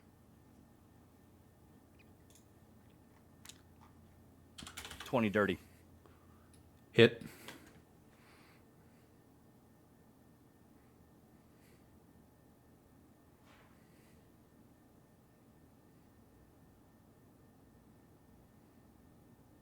$10 damage. We're going all in with a bonus action. War Priest turns into a... Yeah. So we're going to do War Priest for a bonus action attack.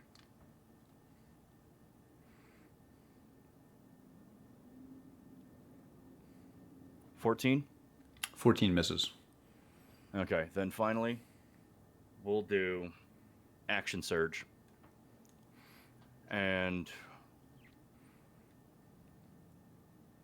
I'm going to do Feint Attack, which will give me advantage by consuming both my main action and my bonus action. She used Action Surge. You replenish both. You use Feint to use both. Got it.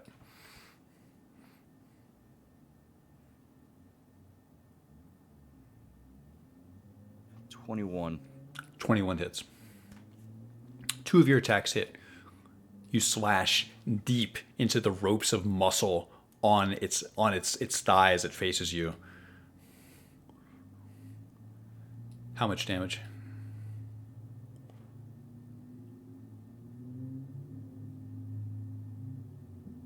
Hold that thought.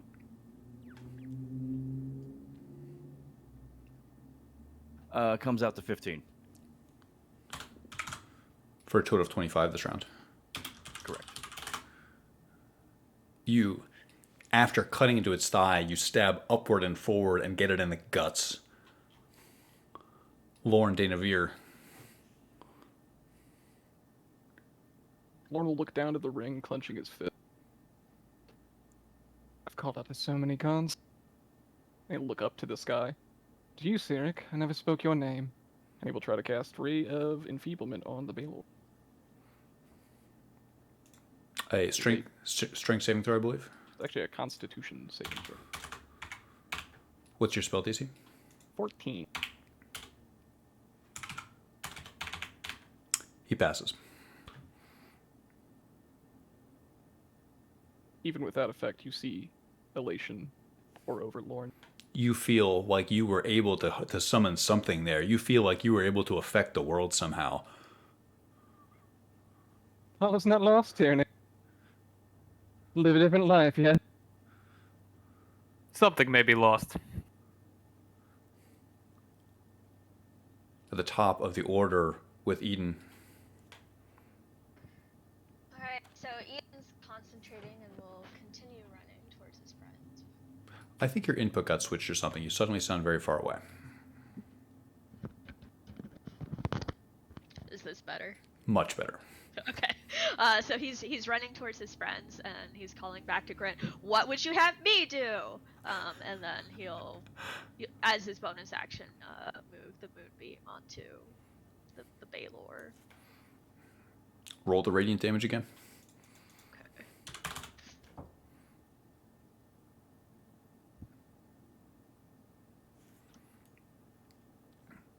The moonbeam cuts a line through the clouds above it. From where the moonbeam was, the grease on the ground slowly starts to smolder and burn. Go ahead. 21, but I believe he needs to make a Constitution saving throw again.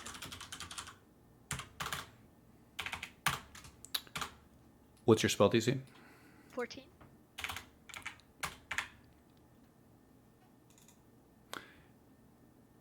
It fails and seems to falter for a moment, but it steels itself and resists. Okay, so I rolled a 21 for damage. Got it. Got the 21 radiant. You watch as the light of the moon singes the skin of this Baylor. It barely seems worse for wear. It seems perfectly able to fight on with no first layer of its skin.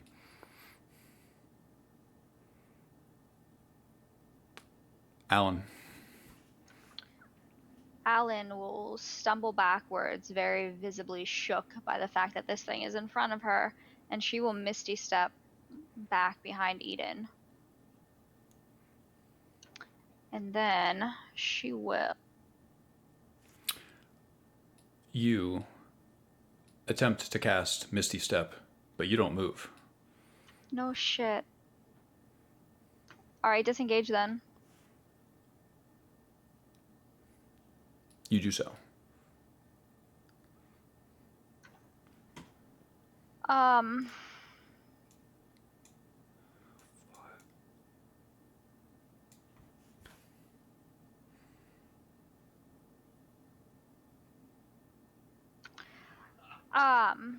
She will...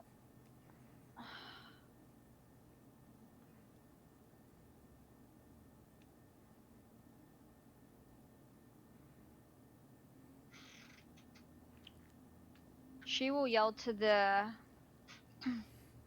Baylor and Abyssal. I don't even know what she would say, honestly.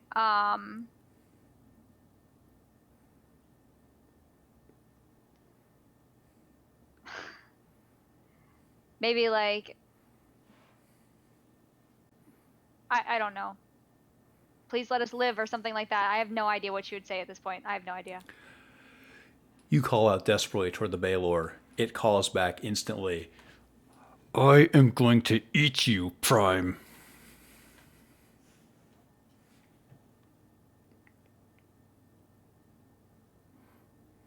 That's all I got for you. Tierney. I'm going to advance toward this creature. Around its back. I'm going to pull out the longsword. And I'm going to try and apply a sneak attack.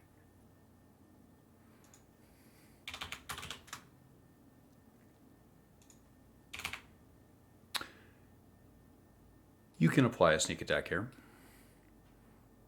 19, does that hit? 19 does hit. Longsword's 1d8, yeah. It is. Unless you're two-handing it. Yeah, it's versatile, so it's D10 if it's in both hands, but I'm imagining you with one hand. Baylor's resistant or immune to fire? I guess we'll find out. I just don't want to roll it in the same attack.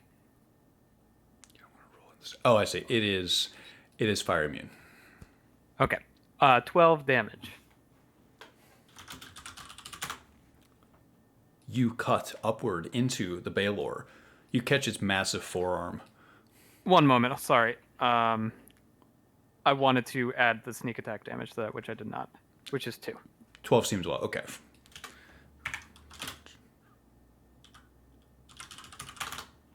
Got it.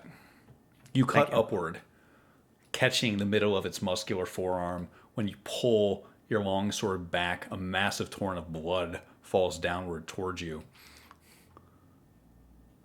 The Balor goes.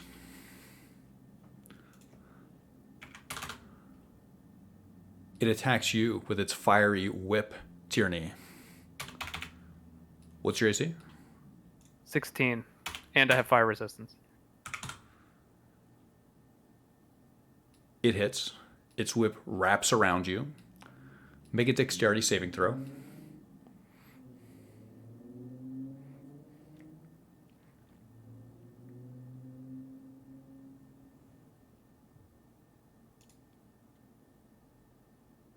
$25. It cannot hold you prone. Take 6 fire, already halved. Done. With its glowing white, brilliant longsword, it attempts to spear you to the ground, Grint. What's your AC? 21. It hits. It catches you in the shoulder. 17 slashing. Grint, it becomes your turn.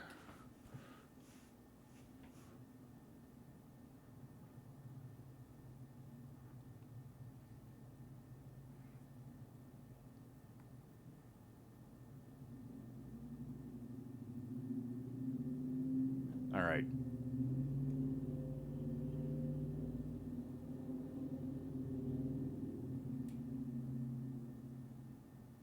With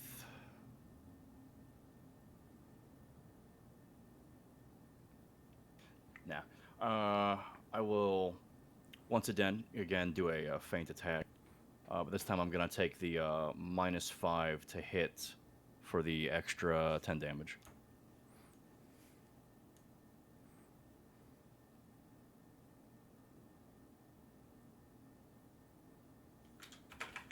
Dirty 20. Hits.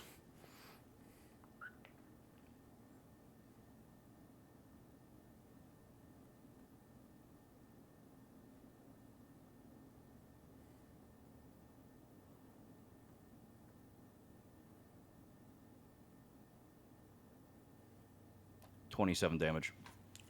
27. You stab upward. You catch its pelvis and keep pushing. You inflict grievous damage to its lower body, cutting aggressively at the joint where its massive hip connects its leg to its waist. Lorne Dainavir. A moment strikes Lorne to look over to the gravesite to his east.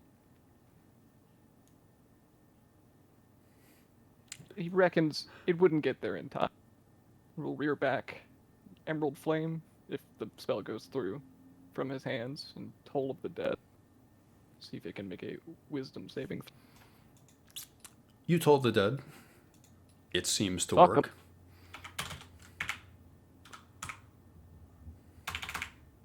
What's your spell DC? Still 14. It fails.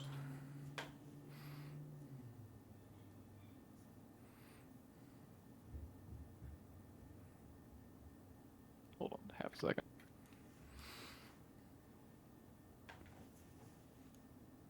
It's 21 necrotic damage.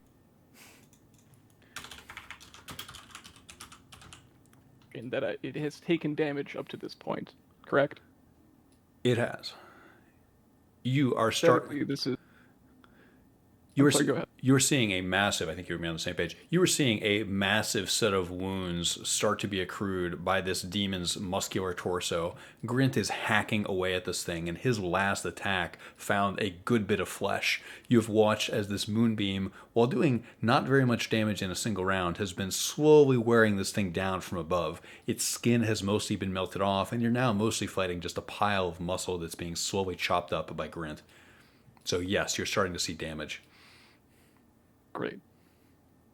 Aesthetically speaking, Toll of the Dead's supposed to sound like like an auditory thing. In my view, Lauren's would be more like the wound's light and green flame. Like licks of flame pour out. And you hear Lorne cackle at the literal exultation. Eden Cather. So Eden's like, we gotta keep moving. uh, and Moonbeam is just a concentration spell, so it's still going off as he continues to. You can maintain your concentration on this Moonbeam spell.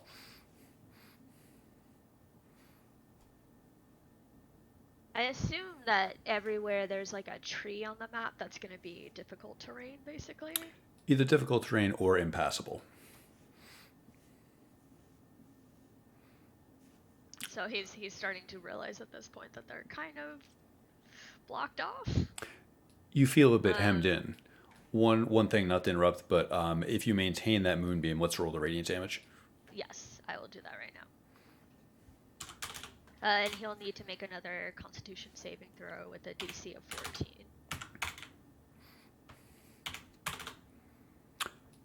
It passes. Okay, I rolled 20 for damage, so I think 10.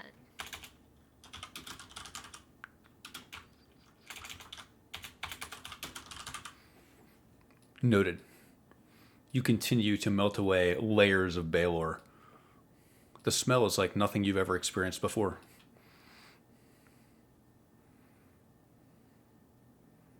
Alan Vaughn.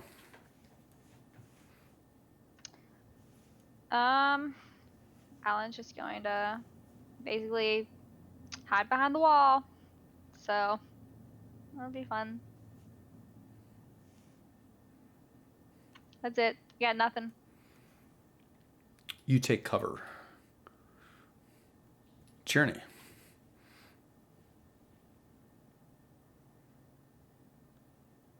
How does this Balor look? This denizen of the Nine Hells. It looks like a towering mass of foul red flesh. Its wings are as big as you are tall. It looks like death incarnate as it towers over you. There is foul blood oozing from its many wounds. You see Grint gritting his teeth as he hacks again and again at it. You see the moonbeam slowly melting away the flesh on its body. All the guile in the world can't save us now. I will make another sneak attack.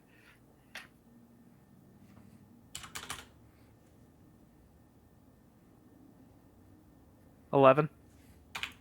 11 misses.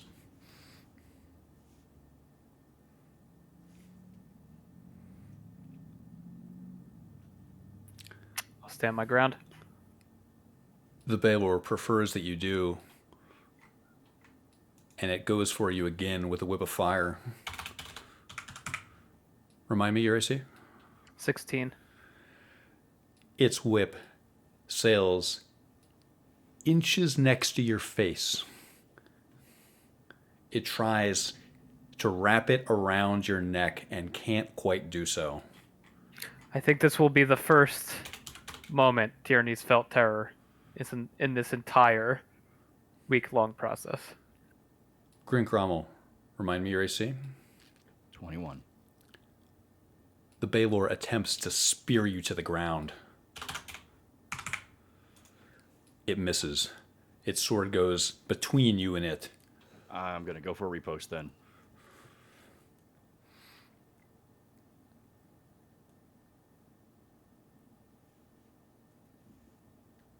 $21. You riposte successfully, Battlemaster. Your sword finds purchase.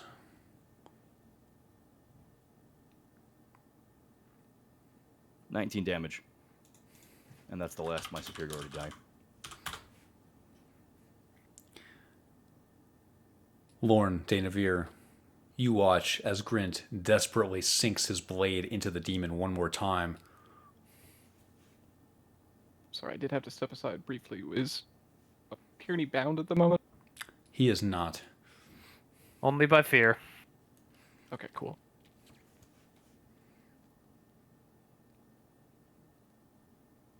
think riding this rush, he would try to jump over the stone wall to his right. Perhaps this will go on further than he thought. Do I need to make an acrobatics of any sort to get over this 3-foot high wall? No, you can step over it. Of these graves which are open. I'm sorry. Say again. Of these graves which are open. None of none of them are open. Are any of the 2 bodies we left behind there? They are not. Frustrated, Lorne will whip back and clench his hand again. Just hit him again with the roll of the day. Say 14 wisdom. It fails. 18.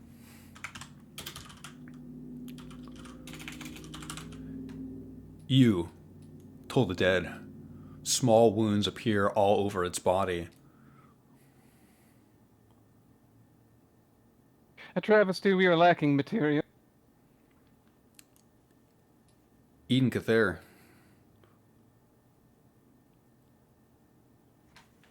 That radiant damage.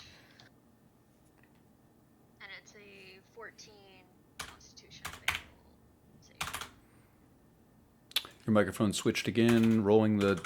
Now he fails. Okay, so I rolled a 15 for damage. You fell the foul creature. Your moonbeam melts the top layer of its skull, and it falls forward with a foul thud, landing on the earth. Its blood sinks into the ground, leaving a foul red trail everywhere between the Baylor and Grint. I think Eden falls to his knees looking for all the world like he's just going to faint on the spot. He is so visibly terrified.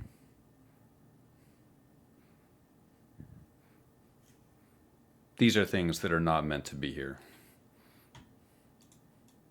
I'm gonna whip around and look for my party members. One in specific. Just as an aside, did you skip me?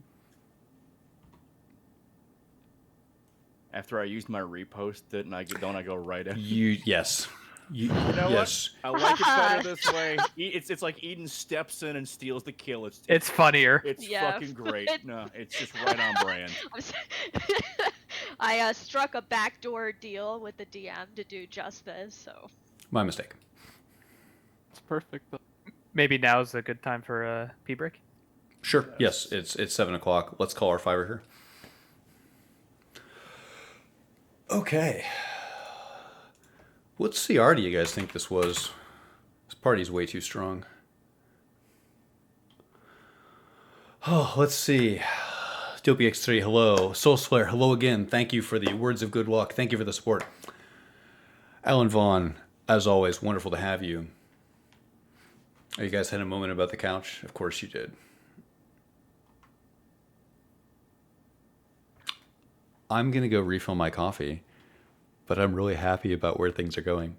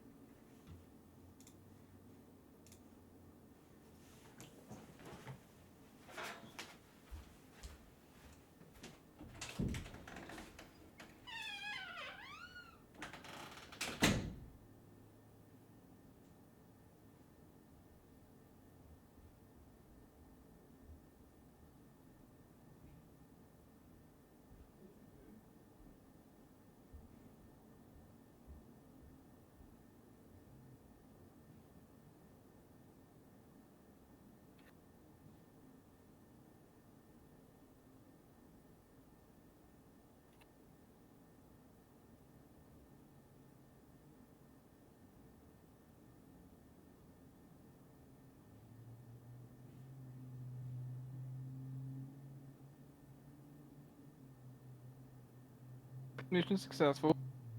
Easy. Did you get a description of the ring, or did you just put it on? He just put it on. He honestly wouldn't have even looked at it at that point. Awesome. I honestly did expect a casualty out of this encounter, so. Or the TPK, yeah, it's fine. I mean, Lorne was certainly on board with dying. Yeah, well, Lauren's a man with a death wish right now. Not anymore. Not anymore, you're right. I'll believe it when I see it. I'm so fucking glad that it was Eden that started everything. And Right? not I thought Brent. that was really funny. It was I funny. liked how we were just like, oh, no magic, and then one by one characters are like, Oops, I have a MacGuffin! I was just ready to cry out in pain audibly as Grint charges the demon. And Right. Lorne has to make that yeah. decision. I mean, to be honest, I was sort of waiting / expecting Grint to make the first move, but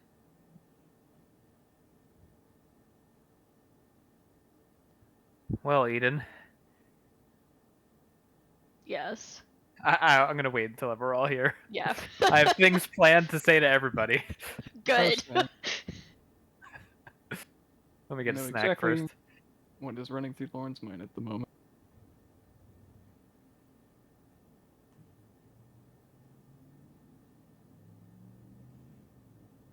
So what was, just out of character, what was Lorne planning on doing with the bodies in the graveyard? Raising them. Raising them?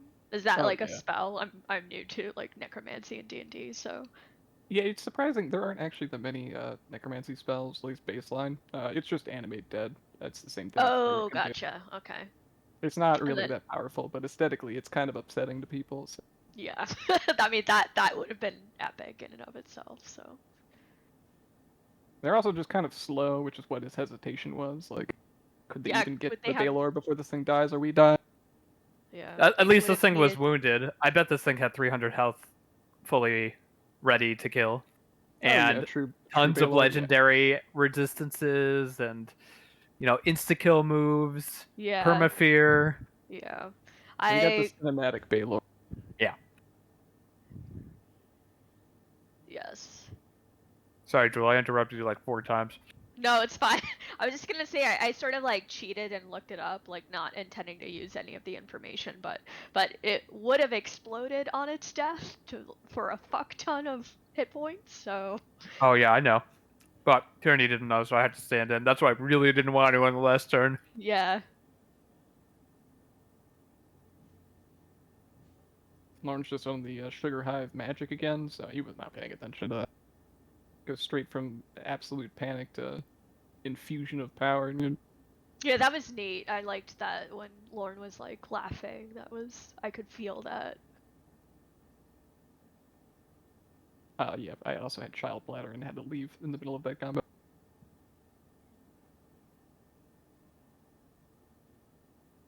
Yeah, I think you missed Tierney. It did not hit Tierney with the whip whatsoever, but it was like a very near miss. And then I think it didn't even get close to hitting Grint, but Grint riposted successfully for a lot of damage. That's a ton of damage. It also should be a little bit more explicit why I couldn't do anything to the shadow monster, because my damaging cantrip is necrotic damage, and that was a mistake. Oh. So that's why I was just stabbing them. Okay.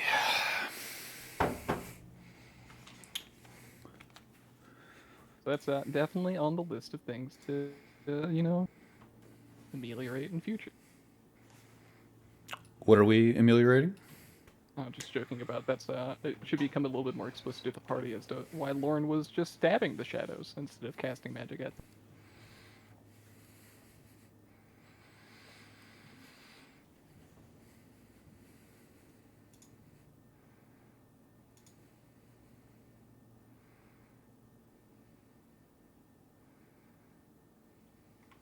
We were just remarking how we were happy that the Baylor was already injured. Yeah, I was not expecting to get through that with everybody still alive, so. You want to play guess the challenge rating? 20? For a I would guess Baylor? 20. It's on par with an Elder Red Dragon. I know that. Is it? I thought that was Glabrazoos. It's like one step below, and I know Elder Red Dragon's 21. So my guess is 20.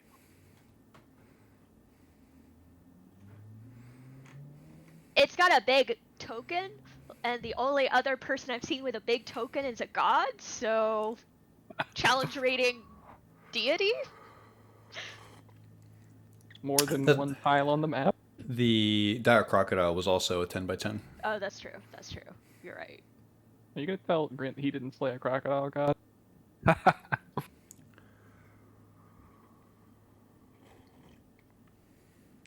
What you got there, Dave? Cucumber. Little baby one. What do you have? What is that? That looks Cinnamon good. toast? I got cinnamon bread. It's Oh. cinnamon and brioche with some butter. Oh, that sounds so good. It is so good. Looks like everyone's back. So the first thing, there are several ways that we could proceed with this session. I think the most logical would be we can level up now and then play a bit more, or we could play a bit more and then you could level up before next session. I would like at least to pop off in character first.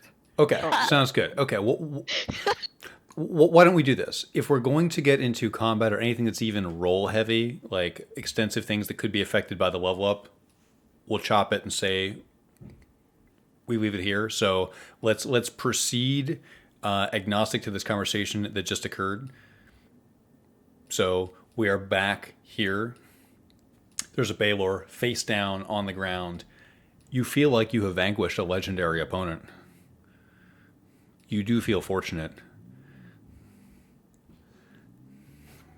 I'm going to turn around and point at Grint. And I'm going to say your fucking prayer. I'm going to whip back around.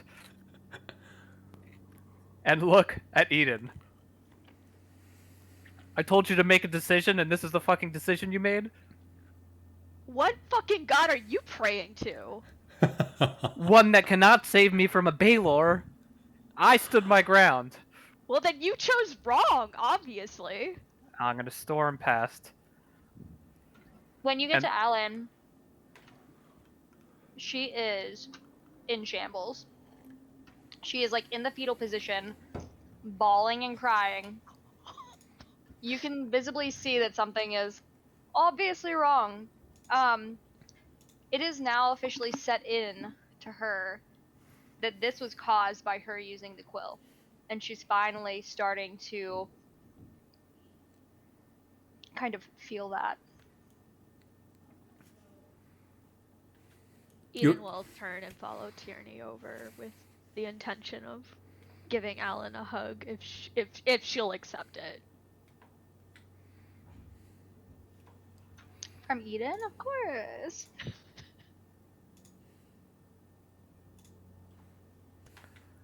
I'll look down at what has happened to be a pitiful sight and turn around and look at what Lauren's doing. His hand is still upraised, clenched fist, and he is staring intently at this corpse on the ground. This heaping mass of a demonic body, if there's anything that remains. I'm going to grab his arm.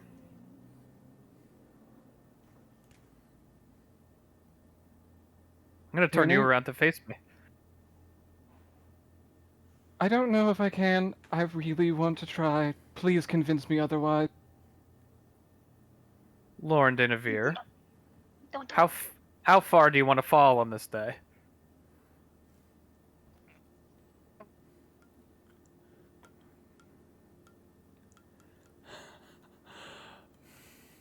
If you truly have a death wish, we can find another Baylor. Or we could have one raised for our own. Lauren, if you do that, I will kill you. Then the contract is made. Say your prayers, Grant. Please put that in a hole, so I do not do what I wish not to do, and he will try to move over the wall as best he can, wrenching himself away from this terrible sight and Tierney's grasp. I will keep my eye on this lineup of perpetrators. And Eden's pretty heavily focused on calming Alan down. I'll walk away into the in a huff and make my way back to the chapel. She's kind of like rocking and crying, and she's like, I didn't know, there's no way for me to know. And just kind of like muttering different things under her breath about the quill and not knowing, and it's all her fault, and stuff like that. Power remains, child. Your friend may not be present, but you can find him still.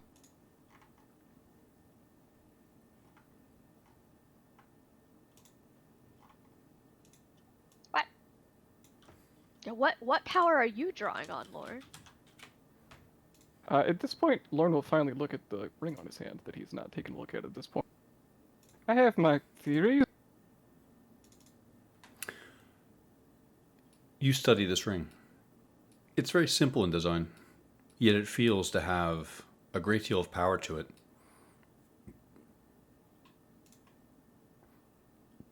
His hand has not come unclenched at this point.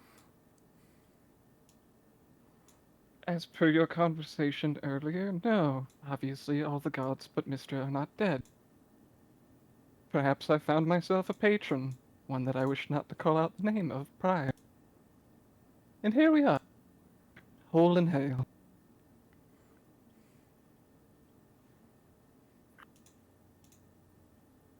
Eden looks troubled hearing this, but then he returns his attention back to Alan.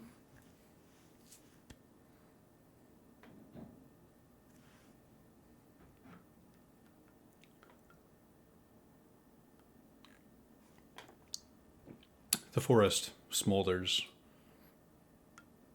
The patch of grease that was created is creating just a bit of fire and illumination on the road. Grint does his little post-combat powwow. And then he takes his sword and he chops one of the demon's horns off. You do so. It's a foul business, but you successfully extract a Baylor horn. Oh, take his weapons.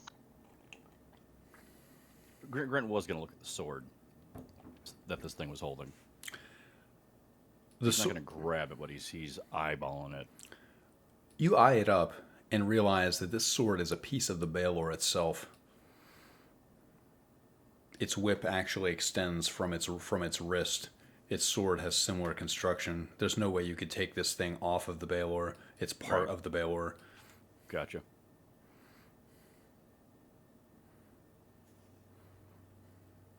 The horn weighs about 5 pounds and smells awful. Grint holds it up. Just looks at it.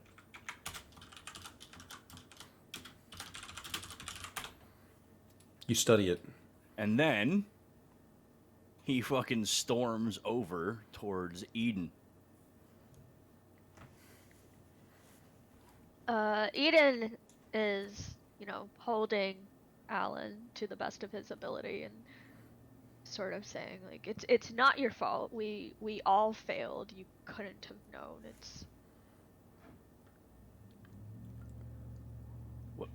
What's wrong with her?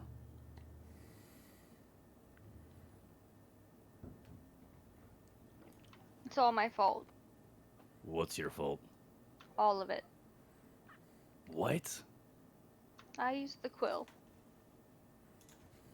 Grint just kind of sits there for a second, and then he just kind of chuckles. You loopy broad. You really don't get it. Call her that? Do you ever notice how Mister responded to you?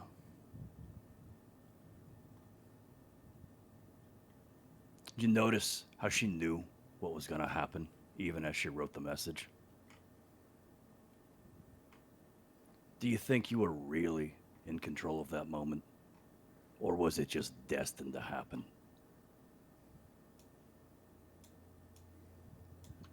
Alan will kind of like look up all sobby eyed and like wipe her tears from her eyes and look at Grint and just have like a little pouty face. And then put her head back down in Eden's lap. None of us did this, okay?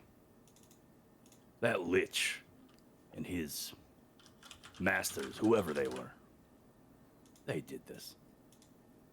And Mistress saw it coming, and she let it happen anyways. Maybe she was powerless to stop it. Maybe not. It happened.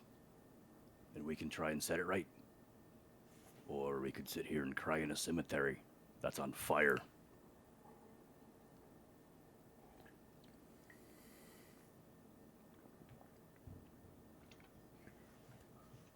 Alan will get up and kind of brush herself off and wipe her tears away and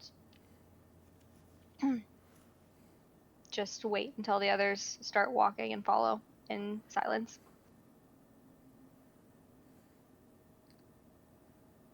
DM, you checked private chat? I will now.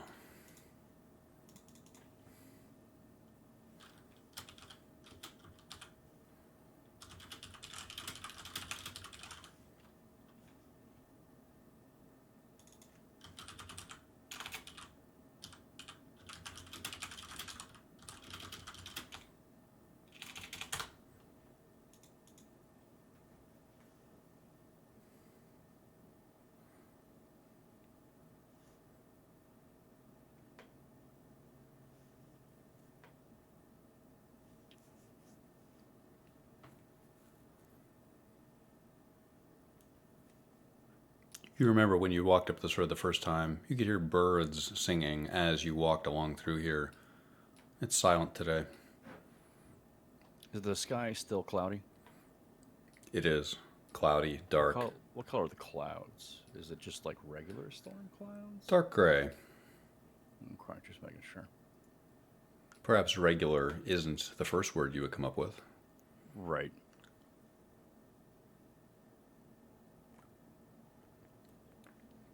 It seems like there's a dull shadow on everything, Grint. We should get a move on before another one of those things shows up. I'll gather our shadowy cohort. I will take a step down from the 3-foot stone thing and move back towards the church. Tierney would like to inspect the Baylor corpse in case anything of significance is on it.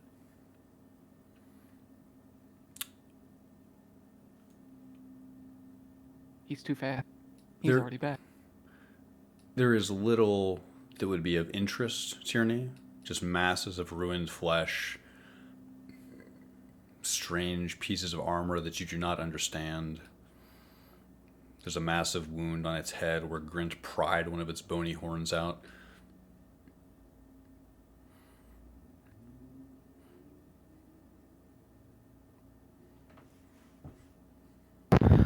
I would like to walk a few steps past, turn my back to the group, and try and recompose myself.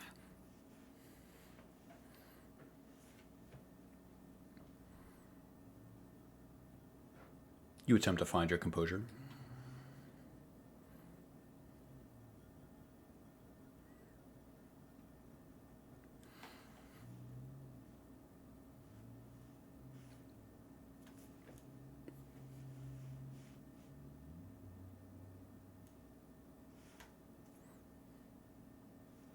So we're going to get a move on that.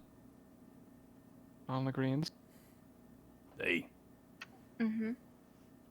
Did we want to level up really quick since we're kind of done with what we were doing here, or do we want to just wait until later? Let's keep moving for now.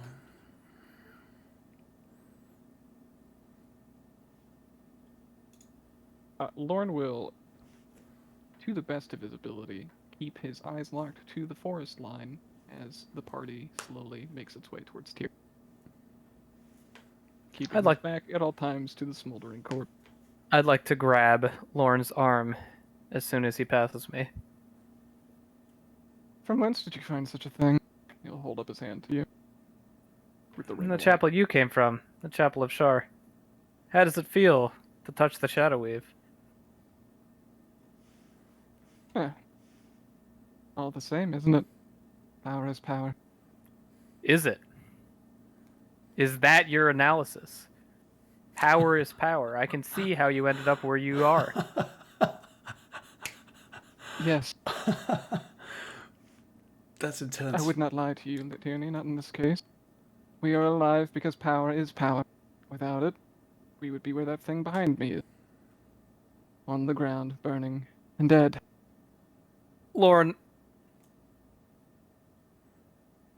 you may feel strong now. Don't let it go to your head. That's why your knife is at my back, Tierney. I'm attempting not to let it do so. I'm watching you. Good. It is appreciated. At least Don't somebody let it go to is. my head. I will clasp a little bit tighter and let go. He will nod knowingly.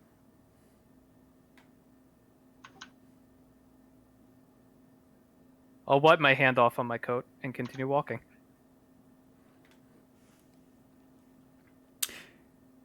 As they walk, Grint's gonna say to Eden, I don't know if I should kill ya or kiss ya. I didn't think you had a single hair on your chest. Please don't do either. We'll see. I'll remember this, though. I was fine. I had it, alright? I believe you. I knew you weren't going to leave without some resolution, and I wasn't going to leave you alone. That's all it was. Grint just kind I'm of so pro Grint. You're a smart lad. I'm sorry I can't heal you. Can't you, though? Aiden just looks at the ground. Grint tries to heal himself. He tries to use Cure Wounds on himself. Nothing happens. Perhaps not. Eden, Tierney. what happened? No judgment. What happened?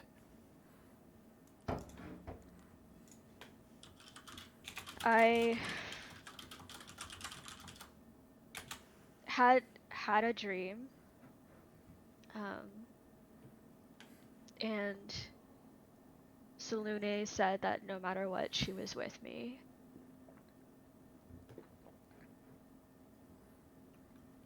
You called on Salune and she answered. Yes, I think that she's looking after all of us. I mean, clearly. Although, we do have other gods in tow that are perhaps less pleasant. I'll shoot a look at Lauren.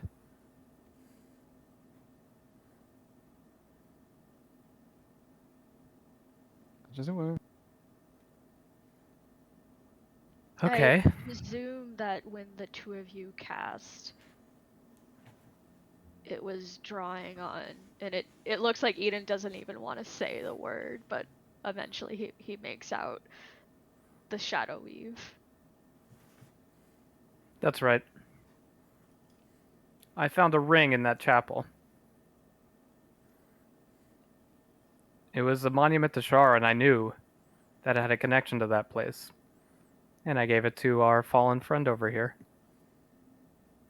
Who seems a little consumed by it, don't you, Lauren? I was just cut off from decades of research, power, and revenge, only to be handed it yet again from a darker source. Yes, I would say that for right now, I am warily consumed by it. Will you use it for Mistra? Mistra's dead? Not yet, we don't think. Bleeding out. Am I to raise her corpse? The corpse of a god?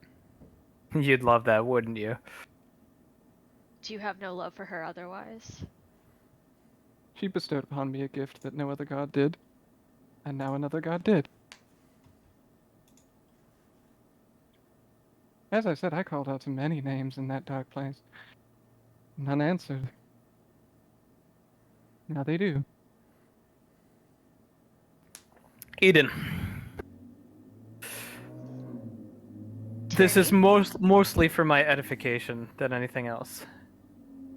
Why did you decide to attack that denizen of the abyss? At that moment, the devils that were holding it in place had died. I presumed it was going to attack us no matter what. I thought I could at least pin it in place. When I spoke with Grint earlier, he brought up the point that it would likely follow us to Dawngleam and attack the citizens. At this point, we don't even know what the state of Dawngleam is. Perhaps they're fighting their own demonic devil war.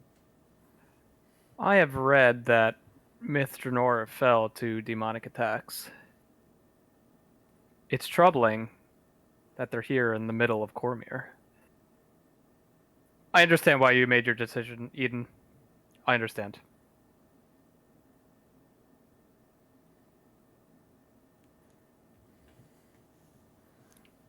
Grint, you slew a Baelor today. Hey, I don't know a single person who can mention that and not be a liar. technically, Eden killed it. No, you did most of the damage, Grint. Oh, Grant. Obviously I did. Who would even argue that? Grint, you stood your ground. Well, yeah. Not well, yeah. That's a rare trait. Not for dwarves, it's not. I guess I don't know many dwarves. That's alright. Most of them are pricks. I can imagine.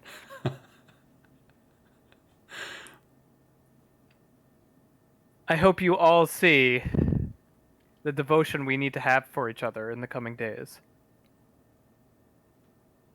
Devotion. I'm dressed in a simple tailcoat, and I stood my ground between you three and a denizen of the abyss. I was your bulwark, along with this man bearing plate mail armor and a shield. I stood my ground. I only went to look for supplies briefly before I found none. It's pretty easy to cast spells when a Baelor is not trying to murder you. And my appreciation all the same. Oh, I'm well aware that this entire time you could have run and left us Tierney, and you chose not to. And I will choose the same. My intent initially was to run, yes. And then I'll we found glance at ourselves in Alan. between them. She has tears like welling up in her eyes. Good. Holy fuck. To Dawngleam, then. To find your magic boat. I don't even To know find what our say. magic boat. And to sail up the Dragon Coast. And perhaps your missing Harper friend. Perhaps you would know more. She's not missing. Yeah, but she is. Hiding, maybe? No, Harper's never missing. They're just simply where they want to be. I guess I had a question on that point. How can you tell if somebody is a Harper? Oh, when the god tells you they are, they are. Typically, you can't. Then the god of lies tells you that someone is a Harper? You take him at face value? Yeah, the god of lies brought me my power. He takes a moment as you say this to him. As if this thought had not yet crossed his mind. And he does not respond. Hand in air. Do not become a tool of Sarek.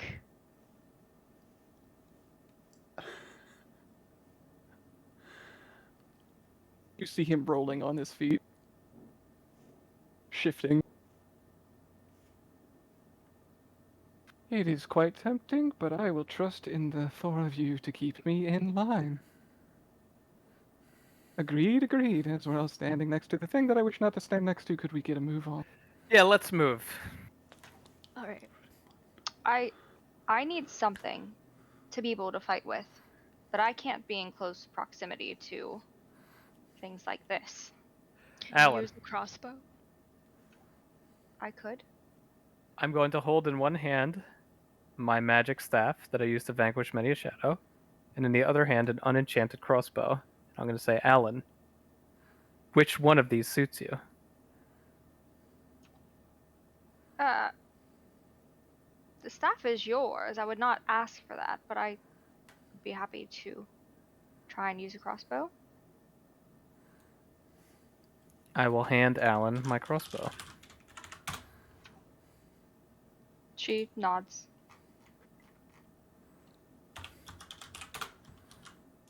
Are there bolts associated with that bow? I've been acting like they are, but not keeping track of it, if I'm being honest. It has a infinite supply of +0 bolts. They come with a crossbow.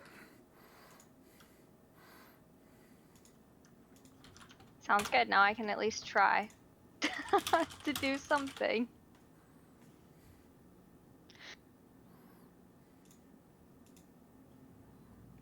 Let's move before Lorne does something he doesn't want to do. Aye. And I'll we're go all to in Dongwing. agreement. Yeah, so we all go to Dongwing. Give me a marching order. Grint in front. Tierney We second. always do the second. I feel like we always do the same marching order, so why don't we just always stick to that unless we say otherwise? Lorne can glower in the back. Lauren Yeah. would look directly at Eden. Well, I would be most welcome to follow the rear. Perhaps today that is your job. Are we in agreement? Are you feeling all right? I am asking you to make sure that I don't tail behind. Yes. Eden, Okay, do it. You're Okay. great. Okay. Yes, I will switch with you. He will clap his hands together. Thank you. Please And look step in after front of- Alan. She's not feeling. I herself. will usher glad. Lauren forward and go and stand by Eden. Grint just like hears all that going on behind. He goes, "Fucking blind leading the blind." You know, Grint, sometimes you're surprisingly funny. I wasn't making a joke. So Lauren finds himself in the middle. Yep, today you're in the middle. You're the middle child. The black sheep. So I have currently we have is it Tierney or I have Grint in front? Is that right? Or Tierney in front? Mm-hmm. Grint in front. Tierney, is that at all in dispute? Not in dispute. Grint, roll D100.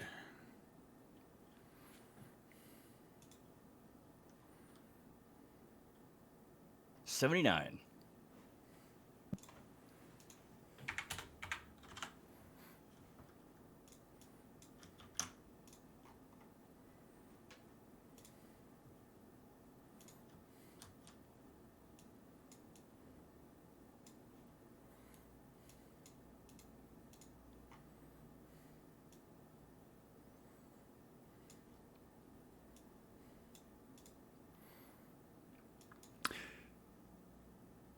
You find yourself somewhere you've been before. A road. It bends a bit here around a river, and then continues to head south toward Dawngleam. However, you see figures approaching.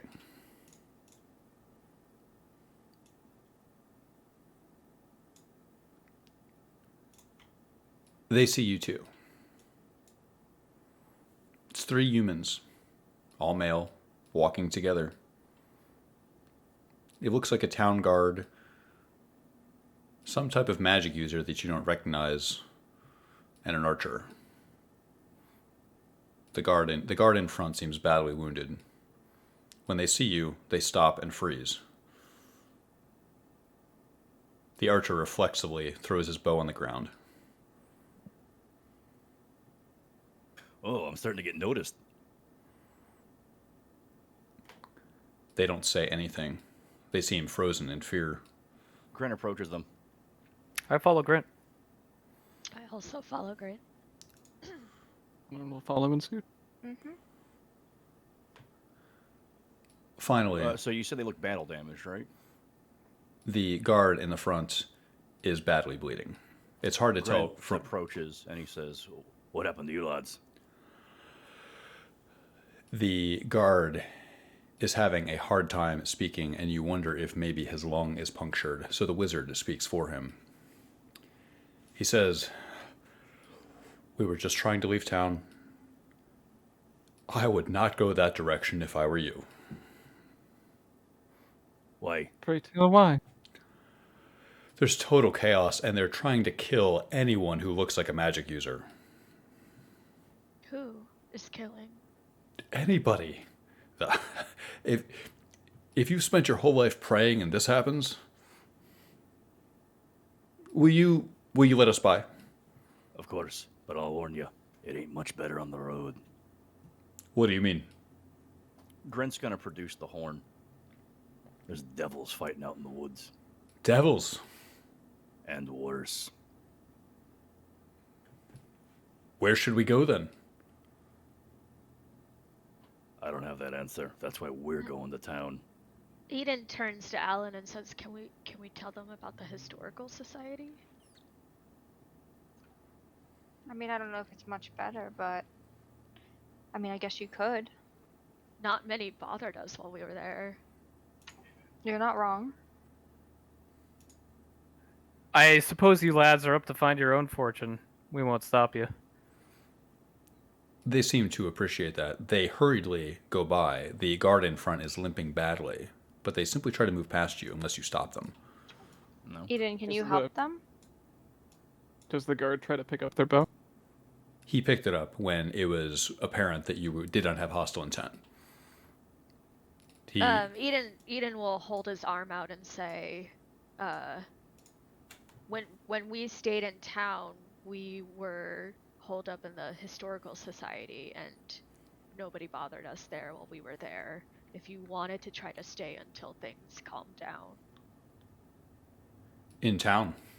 In town. Dawn claim on the neck. The same. We're going this way, thank you. Eden pulls his arm back. Best of travels to you, and appreciating the information. They say that Lorne takes off his robe. The coat, the petticoat of Waterdeep. Folds that up and places it in his pack. Grint's gonna turn to the others. I have a question. Is there a way to get on the Sparrow from the water? Does it have like a rope ladder or something? If I remember, it had a gangplank. We might just want to try and get to the Sparrow and leave, perhaps in the night. That's a very smart idea, Grint. We should wait and approach at night. Do we know if this stream here connects to the bay, to the ocean? This may be the aqueduct stream. I will admit, I am not used to these roads. I did not come this way. Do you remember that infuriating Eladrin? Holed up where the ruins of the aqueduct were. I would imagine I forget. Fucking elves. Rude. Sorry. Tierney and Alan, you both have a sense. You mentally piece this together. You feel like this is probably the waterway that A, does lead eventually toward the bay, and B, probably functions, if it doesn't directly feed that aqueduct, it's certainly involved in fresh water distribution inside the city of Dongling. Maybe we could follow the stream. Maybe. That's a good idea, and we could follow it on the non-road side of it. Yeah. That way, we can approach with some subterfuge, but not get lost on the way.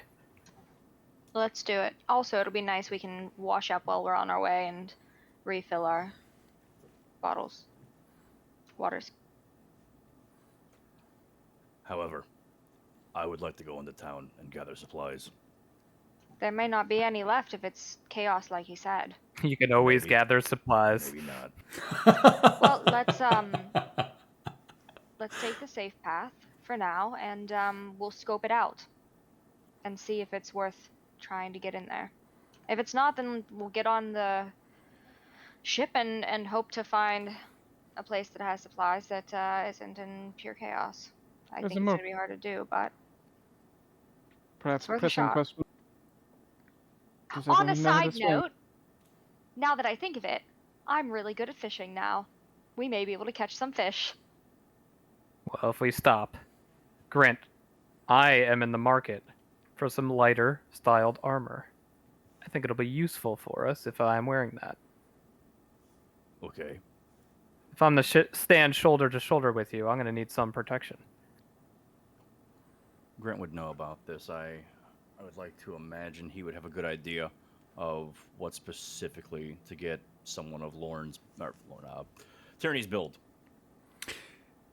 You know that Some robes offer protective value. You know that padded armor is sometimes worn by mages that are trying to have a bit more bodily protection. You know that there are a variety of rings, amulets, enchantments that can provide some protective value. Grint does not imagine he has. They have the budget for that kind of stuff, so he'll be when he goes into town, he'll most likely look for some kind of simple leather armor. Eden will give Grint his gold in its entirety. And he'll say, my armor is very well made, so if you find something cheaper, I'm happy to give Tierney what I'm wearing. Grint, if you go into the town alone, I'll be with you. Very well. If you think we won't stick out like a sore thumb. Well, I don't know if anybody will bother you, but I'll be there. Fair enough. You three, however, you do look magically inclined. I think we should get you to the boat and you just lay low, assuming someone isn't on the boat already. At this point, without the petticoat on, Lorne is mostly adorned in what looks to be tight leather butchery gear.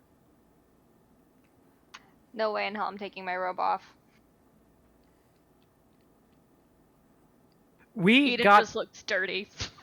we took a robe off of that water-bound assassin, Yep, that's the one I have. and you're wearing it. Is that correct? Yep. Fair enough. I will, she'll, like, pull it up, and I guess I have my cardigan on, but she'll tie it in front so it looks like it's kind of more of like a shirt rather than a, I'll just do it. Hold on. I think I follow. Can you roll deception? How convincingly can you mundanify yourself?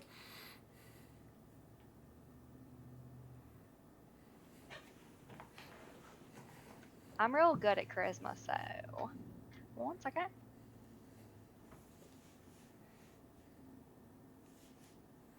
$18. Noted. You attempt to disguise your robe by treating it more like a mundane item of clothing. You hope that people will take you more as a fashion-forward young woman rather than a spellcaster. Well, Indeed. it's better than nothing, but all the same, the three of you should try to stay out of sight. I couldn't fit in if I tried, nor would I want to. So, shall we wait till nighttime? I feel like we can get a move on now down the stream, and if we find that we've come across someone, then we stop and, be I think we could get visible. outside of town and decide to enter at night. I think staying on the road might be a little bit of a mistake. Grint is going to take a moment to use the stream water to wipe off his wounds, You do so. Same. and also take a sip of the water. You drink directly from the stream. The water stings on your wounds. They're still fresh, but it feels good and you understand the antiseptic value.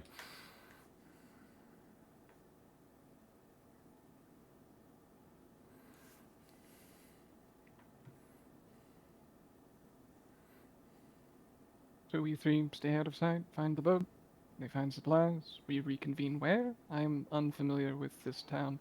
I don't Well, think on that the boat. we're. Yeah, I don't think that we're splitting up.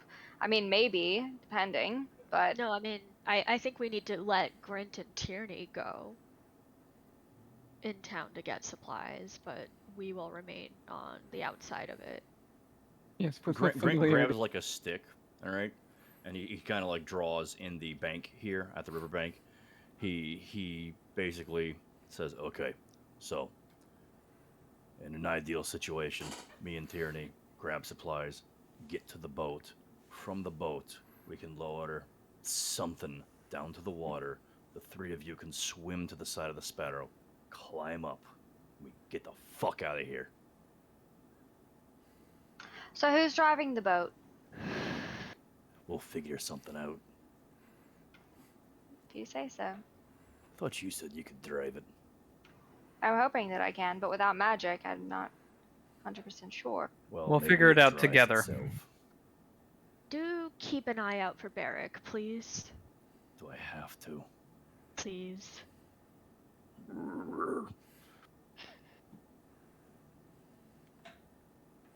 Very well. Do you know how to swim? I know how to not drown. Good enough.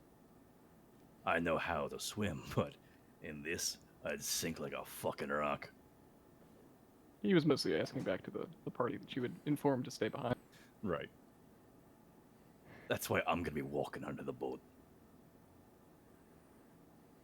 Makes If sense.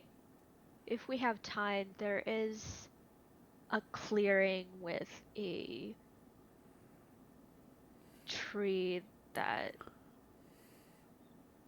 I believe Salune is watching, and I would love to leave something there, but only if you two feel like you would want to come with me. Of good distraction.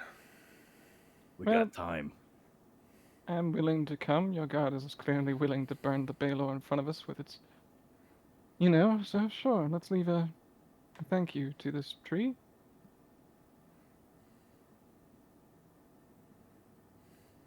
Alan? It's right outside of the inn, so I believe we can circle around Dawn Gleam, assuming these forest fires has not. Wasn't the tree in the prior town? Like, it's not here. It was in the one prior to this. It was in Selgaunt, I think.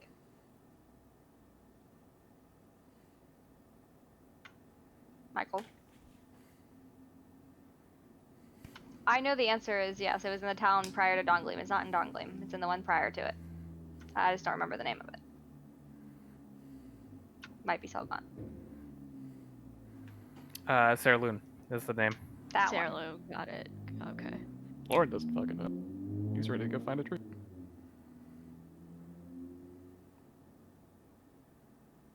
Well, if we're all done drinking and washing, I suggest we move. You ready? You set a plan of action. We will chop it here, as you probably expected. We're going to level up, and then we will discuss your plans to abscond through the city of Dawngleam next week. So, a couple questions. Stephanie, what do you think your availability will be like 1 week from today? I don't know if I'm going to be able to, because we're going to get Roman for the whole weekend, actually. And so that would be like 4 hours of the time that I'd be spending with him. If he is in bed, then potentially, but I'm not sure that he would be. I will plan assuming that you are out for next week. Okay. Anyone else have I any? will still watch, though, for sure. I Of will course, at of least course. watch. Yeah. It'll be. I appreciate you giving me so much of a head start on this, so that it'll be totally fine. Anyone else have a scheduling concern? Anything else wrong for next week? I should be good to go. Okay. Do we want to spend some time right now leveling characters up? Maybe people might want to talk about things. Yeah, absolutely. This is a bomb level up for me. I'm just saying. It's real nice. For many people, this should be a power spike. I get flying. I'm just saying. I get multi-attack. I get resistance to fire and flying. I have to decide what class I'm going to take. I also have I'm sorry, decisions what? to make. So you are multi-classing. Yeah, I mean, I'm a So warlock tricksy. too, so... Don't worry about it. Wait. Tierney is at least a sorcerer / rogue. We know that by now. Are you not a warlock, though? Like, Tierney was- appears to you as a dashing fellow with high charisma. Oh my god. I love The it so high much. charisma part, but Yeah, but no, that's actually a good definitely question, overdressed. though. Michael, with everything going the way it is, would I be in a position like what David just said, where I would need to pick a different class? Because if that's the case, then... Do you- Feel like you need to pick a different class? Do you feel left out in the cold? Do you feel it's yes? There's a difficult decision loaded there, isn't there? Yeah, it is, but I don't know if that's something that like I just don't know how to I don't know how we should handle it. I mean, do you want to double down on your patron, or do you want to try to pick up back up? Well, I mean, that's a okay. personal Okay. decision, Steph. It really is. I mean, but like We can't make it for you. no, but like if I'm not able to utilize anything that I have moving forward and we have no idea what's going to happen, like why wouldn't that I'm going to be a fisherman. I'm going to take a level in fishing. Just so everybody knows. Just make We a pact actually with the could boat. use that, to be honest. I mean, you find yourself in a world without magic, and you have no way Master to use it. fisherman. Would Alan really take another level in Warlock? I mean, I don't even know if that would be a possibility now that you say that, so I need to go back and change my character sheet. It's a possibility. You can continue to accrue levels in any class, arcane, divine, or martial. You can place these points in any class you want. The power of that kit may scale with things that are happening in the world.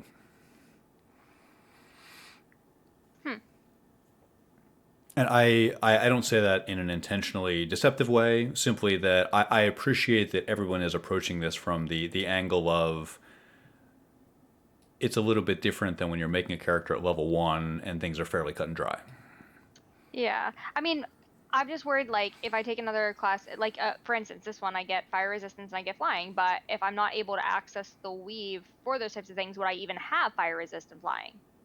That's kind of where I'm getting at. I understand that one of the most difficult things for Alan Vaughn is the waning interest and power that her dark patron is providing to her. Like I said, just make a pact with the boat. Become a warlock of boat. Good boat, that's amazing. I'm changing my patron. Sorry, Reg. I'm gonna be a boat patron. You know, even Elminster took some levels in Warrior during the spell plague. Are we allowed to take away levels and put them somewhere else? No. Nice try. Damn. Rewrite the path. How would you prefer we do hit points? So how I'm so glad you asked. So one thing. So two-part answer. I suspect the second part is more what you're asking. You can, in the same way that I approve of using any methodology for character creation to establish stats, you can use any PHB approved method of establishing hit points. So I hope that's open-ended enough. But I suspect the real purpose of the question is, if I gain 6 max hit points, do I effectively heal? Do I gain current and max? And you do.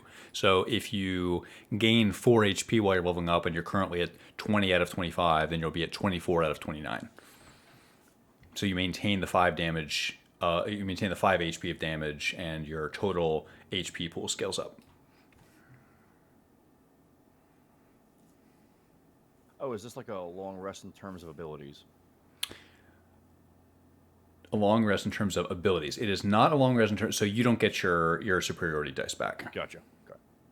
Unless you get a new, so let's say you get another superiority die, which I think you do actually. I don't. You don't, okay. If you did, then you'd have like 1 out of 5 or whatever. But maybe does that come much later? I don't remember. Yeah, I think so. See, I thought it was at 6 and 8, but I could be wrong.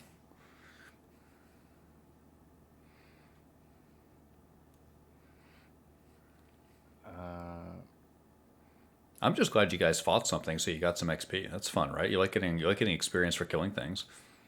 Yeah, it's 7th level. 7th level is Especially when it was stacked against us, right? I'm so glad we got to fight that thing. It was very hard to rationalize Grant just walking away from the biggest thing he's ever seen. Instead, you got to kill the biggest thing you've ever seen. Yes. I mean, Tempest thinks you're doing something right, so we should, yeah. I think Grint has been very closely aligned with the will of Tempest. Yeah, when you had the trial, I was like, oh, Tempest loves your ass. Yeah, I mean, out of character, I was like, it would be very, like, almost sad if they were very gung-ho about killing people, but walked away from killing a demon, which is unambiguously very evil, right? You know, Tell you what, last night running my D&D campaign, I had to defrock one of my paladins and blast him down to chaotic neutral fallen paladin in the middle of Ooh. combat. In the And middle of What did he do? combat. What happened? they murdered a guard, and he jumped off of a roof trying to like make a fancy attack with the will of Bahamut, and he fell on his face into a puddle of dung. Good. Good. And in that moment, he knew he was defrocked. Damn. The opposite happened thematically at the beginning of this session, where Grint was galvanized as the avatar and champion of Tempest. Right? God, it was so good. It was really good. I loved all the captions on all the figures too. Anyone know if there's like a way to undo things on D&D Beyond? Like a Like a Control Z? not like that, but like go back to a previous save, I guess, kind of. I don't know. To be terribly honest. I don't think so. I'm trying to figure it out. I believe if you leveled and then decided that you chose the wrong things on the tick, you could just cycle it back down to level 5 and then back up to 6, and it should give you the options again. You could also sorry. It's not like that though. It's different. If you can remove levels. So like if you Yeah. That's not what I'm worried. That's not what I'm worried about. I changed something I shouldn't have changed because I swapped it over to manual from point buy, and I have no idea what I had in point buy, and it like canceled everything out. So I can't remember what I originally had. I have I just have a link here. Hold on, give me. Yeah, you have a link to mine, so it's gonna be whatever it is now. It's like a real time thing. Unless I downloaded it and sent it. Actually, I may have I downloaded may have a copy of it. Sorry, I may have a PDF somewhere. Actually, I think I do right here.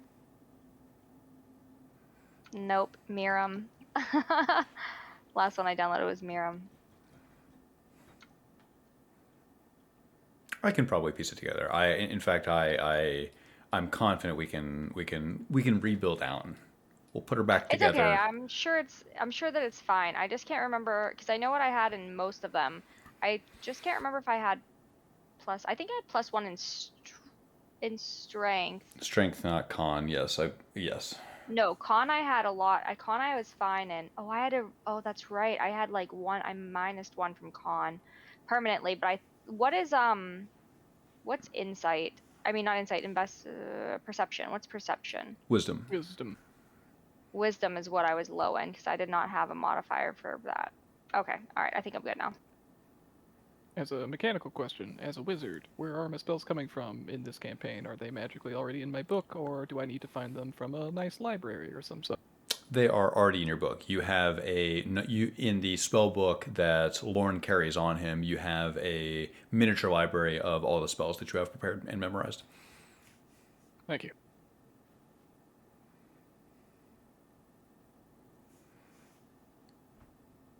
There's a few things on that the straight and narrow of being a necromancer. there's some things that are that I'm starting to kind of like. So we were talking about like the bolts earlier. Like, are we going to track bolts on a crossbow? And I think if you asked me at the beginning of this campaign, do you want to track bolts for the crossbow? I would say absolutely. Let's track them bolts. And I've sort of understood that after getting some player feedback and just thinking about this a little bit, like there are things that are not really worth tracking. And I think that's probably the canonical example of something that's not worth tracking, or like +0 bolts. Yeah, Especially absolutely. because you can get them back like after every engagement. You just take them out of the corpses. So, I mean, there's. I mean, hey, we can make it as tedious as you want. We can make it so your bolt has a 50% chance of breaking, and other such things to make our lives more like a, like a list. I think we're doing it fine right now. Thank you. Like a 1970s strategic war game about the Civil War, where you have to roll for the morale of each soldier. Definitely. I mean, we've certainly made our fair share of morale check. Just don't get your soul flayed. It's that easy. Fucking Baylor. Good thing that thing was wounded. Jesus Christ. What a death trap with fucking Grint in the party. A fucking Baylor appears in front of us and he's like, yeah, I want to hit that with my sword. What a good idea. This is how heroic stories are, though, right? You did not think you could defeat that thing. In fact, there are many scenarios in which you probably shouldn't have.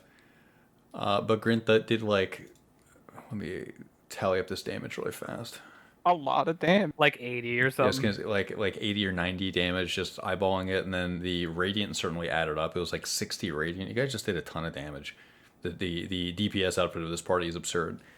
I imagine this is like a 20 hit dice or more creature. It's very strong. Very strong. Legendary resist. Lots of stuff. Lots of tools. Attack with the whip. Attack with the sword. Both of which are incredibly devastating. Yeah, I mean, I don't think Tierney got a single hit landed on him, but I'm pretty sure he would have I been did. dead. Tierney in got hit one. once. He got 6 Okay. fire damage. 16 Oh, damage. Oh, six. Oh. 6 damage. Okay. 16. Excuse It you. was 16? How was it 16? What happened? Was it? Uh, I heard 6. No, he did. You guys are talking about two different things. Okay. He's talking about how much damage he did. You're talking about how much damage he take. Yeah, how much damage he took, yeah. Yeah. I took 6, yeah. Yeah, Took because you had a 19 dex roll, which is very, very nice. I'm very Very dexterous. fortunate, yeah. It was like 19 plus 6, 25. Yeah. Yeah. Yeah, I mean, one thing I will say is I looked up if you get the proficiency bonus when you're multi-classed, and the proficiency bonus just applies to your total class levels, Yes, that's what and the not D&D just your Beyond told me, individual. yeah. Yeah, which I did not know until I looked it up. Me neither. It is I wouldn't have known it if D&D hadn't done, or D&D Beyond hadn't done it for me. I was like, oh, that's actually surprising. So I just wanted to mention that because we had a whole discussion about it. Could I swap patrons? Is that like a thing? Like considering what's going on? I'm just asking. I don't think that I'm gonna do it, but I'm just asking in general. You can try. Don't I let don't Reginald know. Jeez. I was gonna say like I don't think that I would do that. I was just curious in general, like if something were to happen, like if your god dies, like as a warlock, you would need to make a pact with somebody else, you know? Or could you have dual pacts? Is that a thing? Typically, if you have a pact with a deity, like if you're a cleric or a druid, and your deity dies, its domain is gobbled up by the next deity in line, and they grant your prayers, whether you know it or not. Interesting. So, for her example, pact could be Correct. taken over by somebody else. That could be a really relevant thing to know. right? So, So the- for example, oh. completely random, if Mistra died, whoever was tending to the weave or whoever gobbled up the domain of magic would now be granting your wishes. Just completely theoretical. For example, the sister of the person who owned the Shadow Weave, Salune. Sorry. I Go mean, ahead, Mari. that being said, we don't know how Eden's magic works yet, so he has not made that clear. So I feel like you keep saying Ian, and I don't know if you are or if you're not, but I've heard Ian 17 times today. I said Eden and I meant Eden. Eden. whatever I said, I meant Eden. I said No, Ian not once, you. I think. I feel like Joel is saying Ian, and I don't know why. Oh, really? I thought Oh. you said Ian like 16 times today. I'm like, I don't tend to emphasize the D in his name, so I can totally see how you would hear Ian. Okay, it's Um, fine. I'm not like I'm not. I'm gonna say Ian died, and as the next in line, Eden obviously inherited the Oh. domain of what he was. I see what you're saying. Okay. To my knowledge, Would you like us to transmit our character sheets into private chat?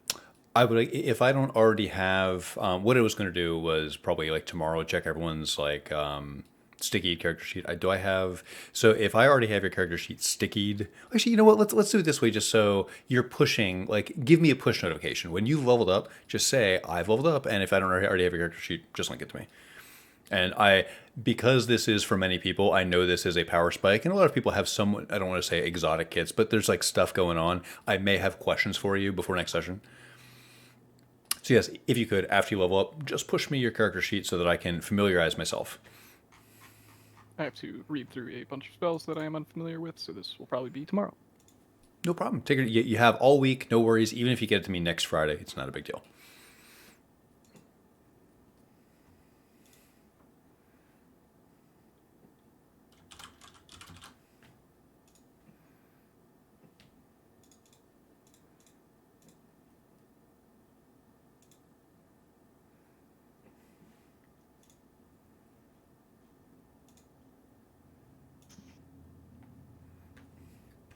I hope they're gonna buy potions. That's all. Yeah, we need potions.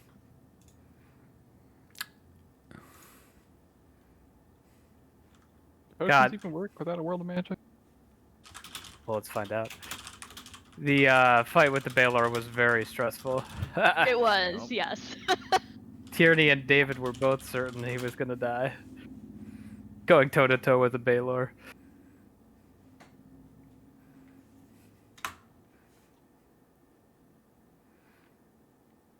I don't think whoever has favor with Tierney, or rather, Tierney has favor with, would give a shit if a Baylor cut him in half.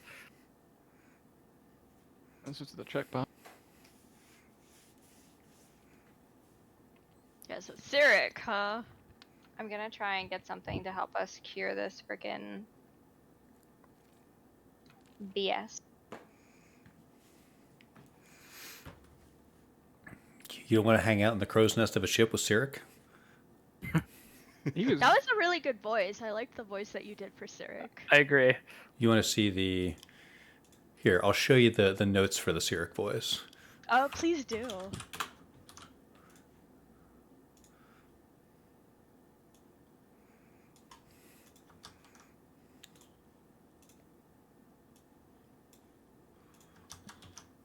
This is what a lot of these look like.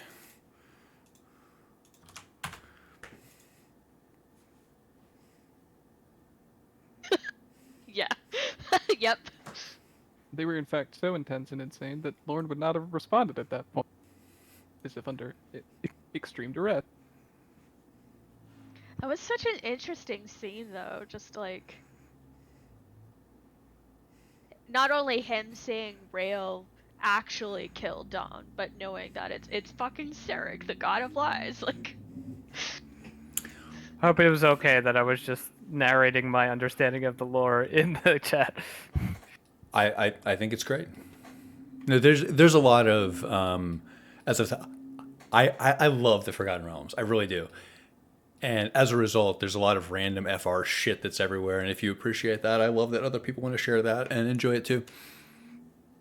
Because like I try to make it so that, like, for example, if you going into this fight, if you didn't know what a Baylor was, if you'd never heard of this before, I hope this was evocative enough that like you sort of get like the threat that's being conveyed. yeah. Yeah, it was like a Balrog. I mean, we got a little bit of a hint, I think, in the Historical Society, because they did have that exhibit about, I think, the Blood Wars it was called, but... Yep. Yeah, the Blood War, the eternal conflict between devils and demons.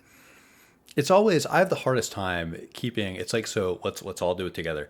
Devils, that's order, and they speak infernal. Okay, so devils are lawful evil and they speak infernal. Demons are chaotic evil and they speak abyssal. Okay. The infernal and the abyssal planes are completely different planes as part of how I mentally categorize it. Fire and ice. Yeah. There's like a prison of ice, right? So this is, so whence does a devil come from? Well, it comes from, deep in this plane. It's these icy prisons, these infinite monolithic buildings. And then, on the total other opposite side of the spectrum, demons come from these pits of fire, these like irregular, craggy landscapes. They're the whole point is that they're both evil, but they're total polar opposites. Both more than happy to kill you. Yeah. And I each will other. admit that as soon as it was like, haha, no magic, I was like, oh, well. I love the demon voice. Because the default demon voice you want to do is the voice, which never comes across well on mic, Yeah. if that makes sense. Yeah, you want to do Claw from Inspector Gadget. Yeah, Look at you, Gadget. yeah, that one. It's amazing! You did it That was pretty perfect. good. Voices are really hard.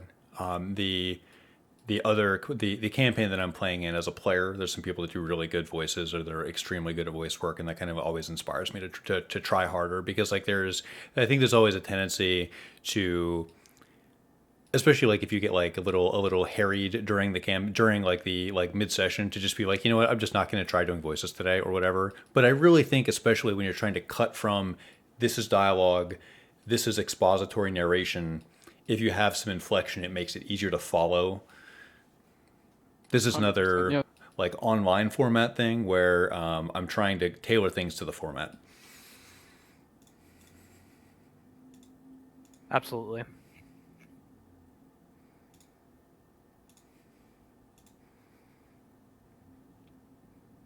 So that Alan crying, that was also a very good, sad moment, character moment. When we had our break, I was psyching myself up for chewing Alan Vaughn out in front of everybody. I had a whole speech prepared, and then I come around the corner and she's sobbing, and I'm like, fuck. Yeah.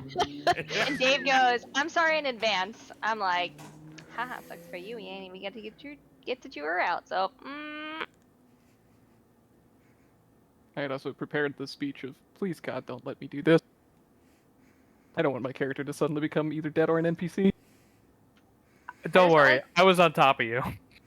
No, that was really good. I like that Tierney moment. Yeah. Of, like, I That will was really kill you. good. That was really good. I feel like it was the perfect moment for Alan to actually finally have a break instead of just acting like she's numb to everything. Well, yeah, of course, you're just now suddenly confronted with the problem. Like, head on. Apply directly to the forehead. I think it feels right because it's been like maybe 36 hours ish, right? This is like, we're thinking about realistically how long before you say, oh God, what did I do? Exactly. That's the best when characters are kind of smashed onto the rocks. Isn't that the best? Maybe it's not the best for everybody, but it's the best for me. I liked Grint stepping up too. That was also very good. Yeah. How very Charybdis of you to present the Scylla of the Baelor to Grint to smash him upon the proverbial rocks. Charybdis. That's really cool.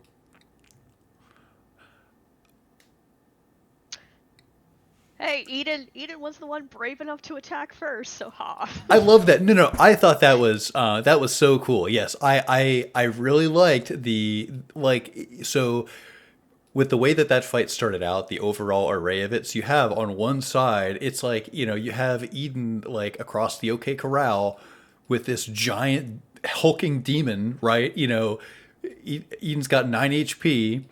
He hasn't tried to cast a spell yet. He doesn't know if it's going to work. I really like that. That was very brave, and I never would have expected it because between you, me, and everyone in the room, there was nothing telegraphed at all, really. There was no. If you thought that moment where Eden confronted the Baelor was anyway like DM crafted or anything like that, it wasn't. That was not something that I planned for, thought about, or like teed up. So that was pure Eden in the moment. I thought that was very well done. It was absolutely perfect that the only good aligned character had the guts to stand up to a Baelor. I thought that was absolutely perfect thematically. I also loved Tierney immediately going like, you decided to make a stand and this was what you chose. Like, that was amazing. I loved that. David loved the moment where you decided to unleash, like, fuck it, we'll die for this thing. Yeah, Tierney it was moderately regretting. Tierney in the background moderately regretting this berating of the night before. Yeah, of course. Why did I bother? No, not like that. Exactly. I didn't see it coming at all. I was actually looking at like the fucking player's handbook, reading a thing, and like you started attacking, and then like it happened, and then like 10 seconds later I was like, wait, attacking what? What the fuck? And I like came back to the screen, and then the moonlight was on the Baelor, and I was like, oh, we're doing this. No, I really appreciated other characters sort of like, okay, we're gonna show our hands too. Like, all right, magic, like, let's go. Sometimes you need another character to stuff it in your fist. It's fine. Mm-hmm. Tierney obviously didn't want to do that, but given the circumstances, we needed all the help we could get. Yeah, the issue for Alan is her AC is so low. Yeah. And I don't have access to magic, which means I have access to absolutely nothing.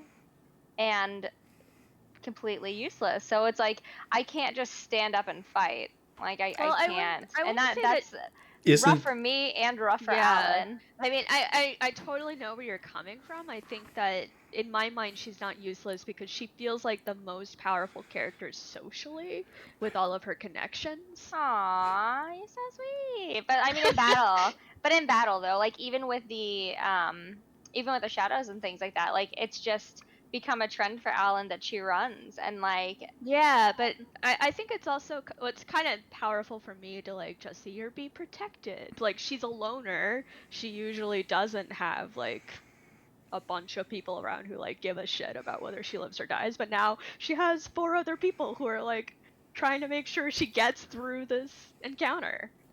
yeah, I think that that's an interesting dynamic for her as well, because you're right. She's not used to that. She's used to just hanging out by herself, trusting Reg's guidance in whatever she does, and that's it. And like now, not only does she not have like him or her abilities, she's also like worried about you guys, like as much as she doesn't show it, but she's worried about you guys. I mean, Eden she does, but like she's worried about you guys, and so it's really difficult for her as a character to go through this and not be able to in some way, shape, or form protect you guys.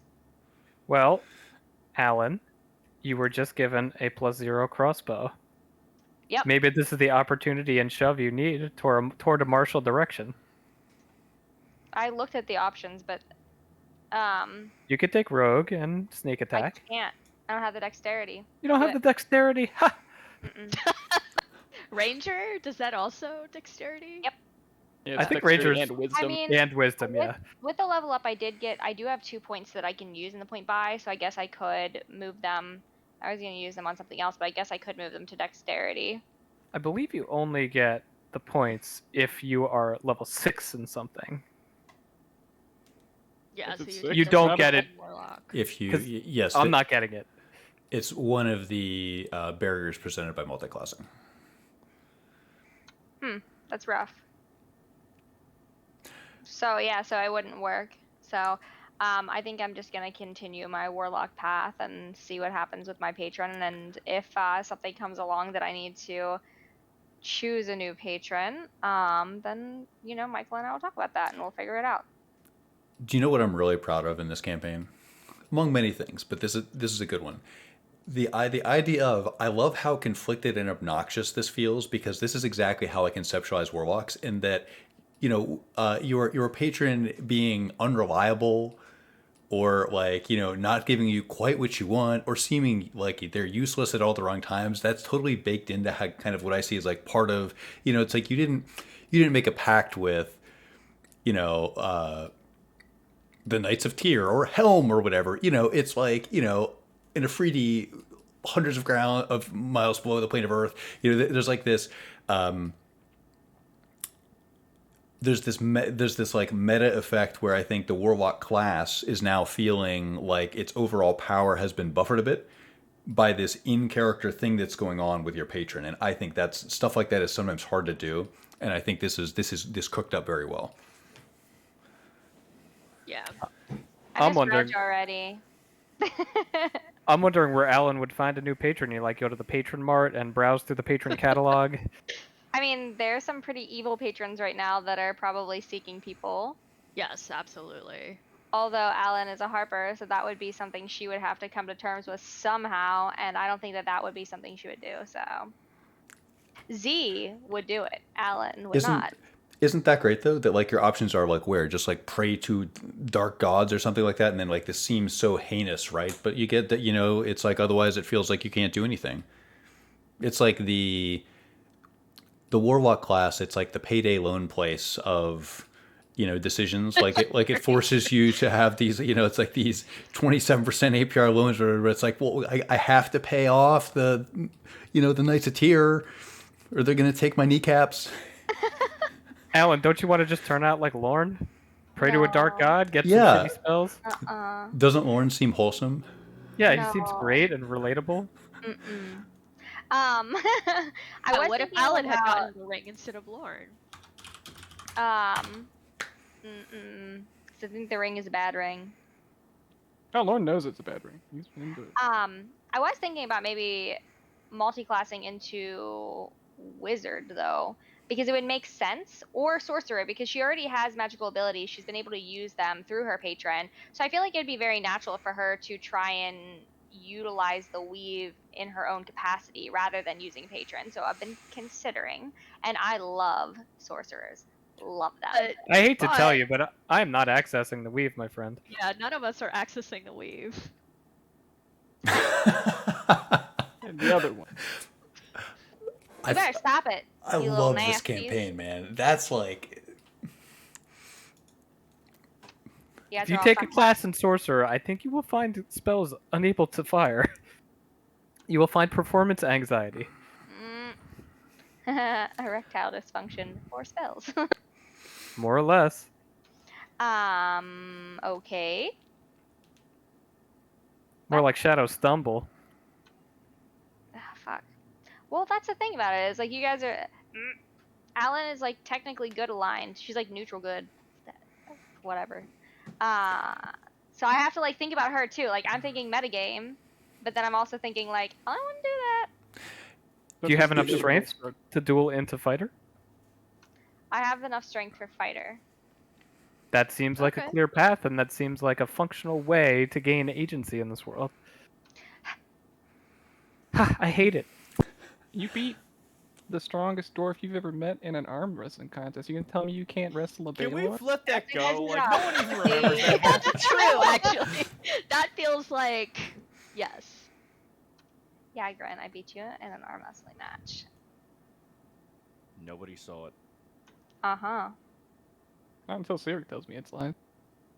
I wake up, it's like, Yeah, I not don't until believe somebody that. else has a dream about it, right? Yeah, right?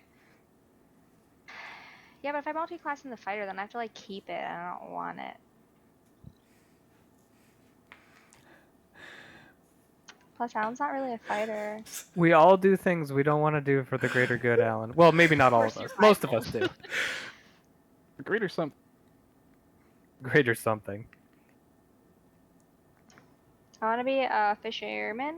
I'm going to take a level up in fisherman, Michael. I will make that a class for you, and then we can discuss later what the fisherman class has to offer to everybody. Is artificer a choice? It is a choice. I was thinking about artificer, but they also access magic, so I don't know how that would they work. do. Okay. So it's not like just like tinkering and inventing, it's actual magic. It is and it's not. It's both. you I really considered artificer though. Very much considered it. And it would make sense. Alan likes to like try things and do things and learn things. Yeah, likes I mean, fishing.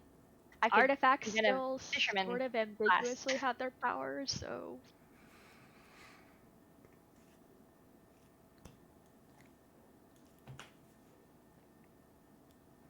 I don't know. But Michael, what were you gonna say about artificer? Because I really was considering doing that. I was just gonna just like the class design from like a is it magic perspective. Does it touch the weave? In my my answer would be yes, and that like so they summon a arcane cannon is kind of their class's signature ability. okay.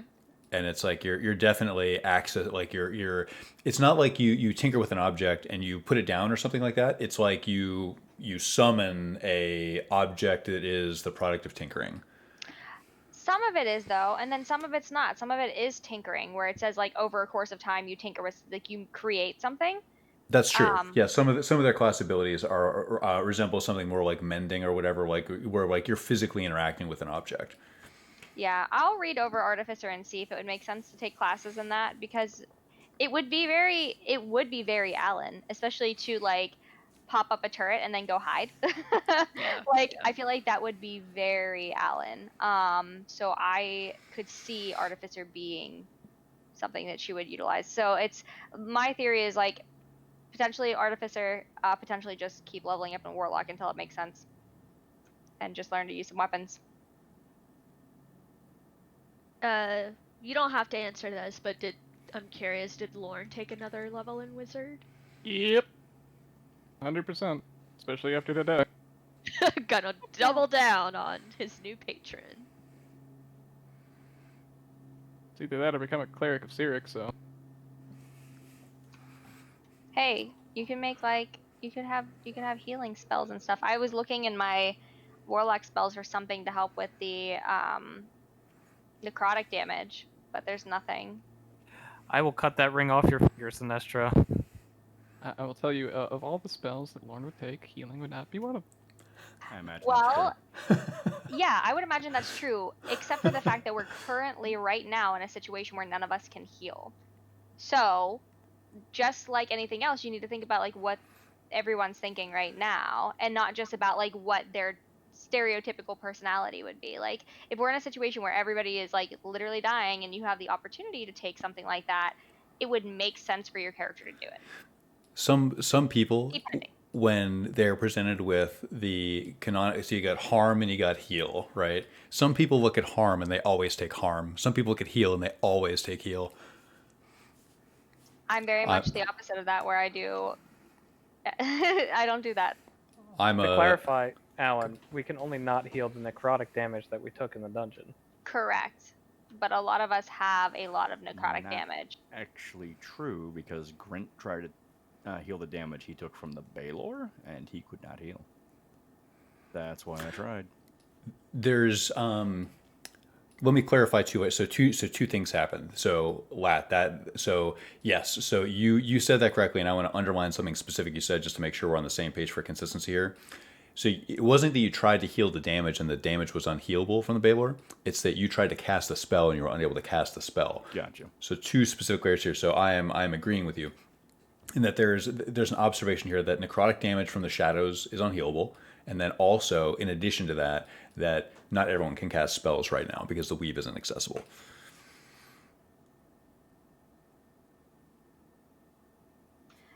Yeah, Artificer's out because it's gonna be the same situation, unfortunately.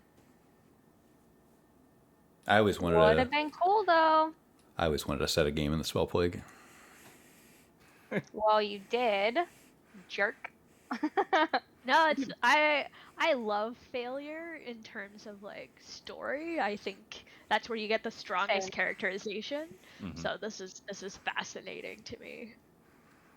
Yeah, no, I totally agree. I just am salty. No, I know. I think in your position, I would also be very concerned about my character contributing. But like I said, I think that your character will be very instrumental in the social Yeah. side of things. I can speak. So. I can read all languages too. So like, I definitely have things that are utility based. But as far as like combat goes, like I'm sorry guys, but I can Yeah, sit back and I mean- and shoot a crossbow, but that's about it. One I of the feel like if they're being smart, characters will avoid combat, but Eden, sometimes. Hey, Grit was the one. don't hate me. I know. Wow, I know. trying to pass the buck. Okay. Well, Grant, it's fair that she struck the first and last blow, you know? Don't You were too remind cowardly me. to attack. God fucking Eden damn it. did try to talk Grint into running, and Grint refused. So. But then he didn't. Eden was like, that looks like a nice little bunny over there. Let me just cook that up for dinner. You know, Eden was like, we should run. Grint was like, well, okay. And then he was like, haha, now's my chance. Fucking bullshit. It's funny because Eden never looks at it like that, and it's so funny Yes, that I know. But that's how Grint sees it. It's I know. really funny. Yeah, I really enjoy that Grint basically thinks Eden is like a sociopath. Yeah. the dynamic is amazing with our group. Like, it's just fantastic. extremely strong characters.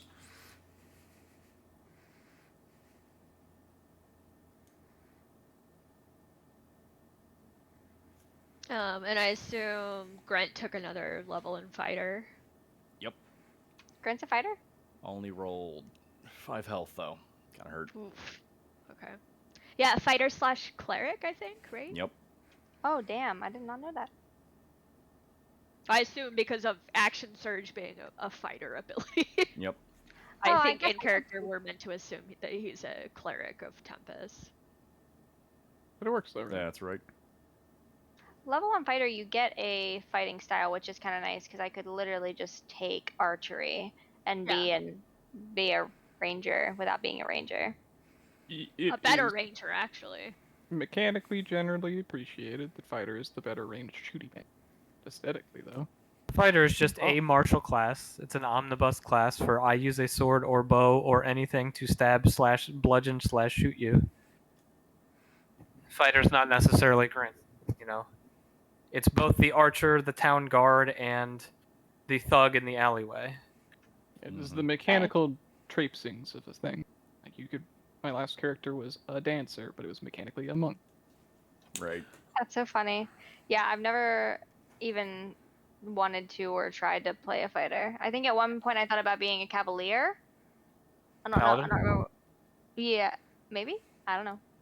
But yeah. At one point I thought about doing that like a long time ago, but I've never really delved into any of the fighter. I've always done, I don't know, sorcerer, warlock, artificer, rogue, basically anything other than fighter. Wouldn't it be amazing if Alan, in character, became an insufferable, also ethically person of a monk? I can't be a monk. I don't have something, whatever it requires. Probably You don't have- wisdom. Yeah, I don't have the wisdom. I think they're also. Grant has I all the do- wisdom. I like that take a lot, though. You know, Alan being because like that is very monkish, right? You know, this like being rigid to a code, sort of not understanding why other people won't follow your code. Yeah, that'd be perfect. I mean, I'd be down to take it. I just gotta figure out if I can finagle my, whatever they're called. I think you should take whatever path feels the most appropriate to you, and take your time. This is we have all week to do it. Yeah, but I don't, because I have 11 currently scheduled realtor meetings in Pennsylvania, and I'm going to be driving 90% of this coming week. So I have a lot of career improvement, and my days are going to be like 14 to 16-hour days. Sounds unfun. Good No, luck. it's going to be great. I get to meet a lot of different realtors. And at the beginning of the day today, I had like 4 meetings scheduled, and I went on to like a Philadelphia real estate agent group, and I was just like, hey, who's a real estate agent in this area? And then I posted in there like why I was asking, and like I've had so much response that I can't even, like, it's giving me a headache to think that I have to respond to like 6 more people still. But I mean, that's good for me. So Tierney is no longer wearing the choker, is that right? The amulet? You cannot find the choker anywhere. Okay, alright. It's not on my person. Congrats. It's on my person. You just don't see it. Yeah. It's a good reminder of where I came from. And just for my insanity, the sword that Grint was using to fight the Baylor was the same one that he has previously been using, right? Nope. He got it Okay. from his god as a gift that we I don't didn't know. if there's an aesthetic difference of this thing flying out or whatever. Actually, I'm not sure quite how it looks. It is as you imagine it. It has a extremely short and non-physical description. So Sword, period. however you imagine a sword granted by Tempest is how I'd like it to look. I'm sure when I saw it in action, it wasn't my primary, secondary, or tertiary concern. What Exactly. Grant's sword looked like as it disemboweled this Baylor. Now, Lauren would not have seen it. He was hopped up on, dark magic myth, but Yeah. me as a player, I wanted to know what it looked like for a picture. I in got my head. dagger on you, Lauren. Thank you.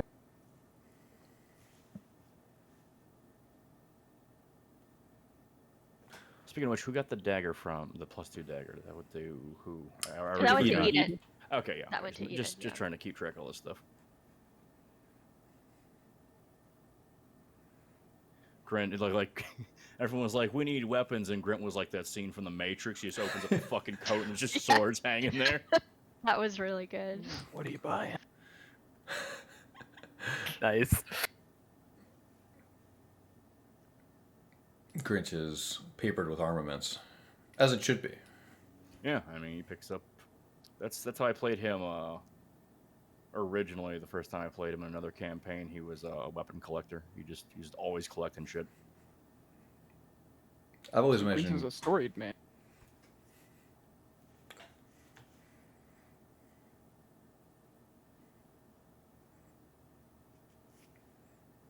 I think he is.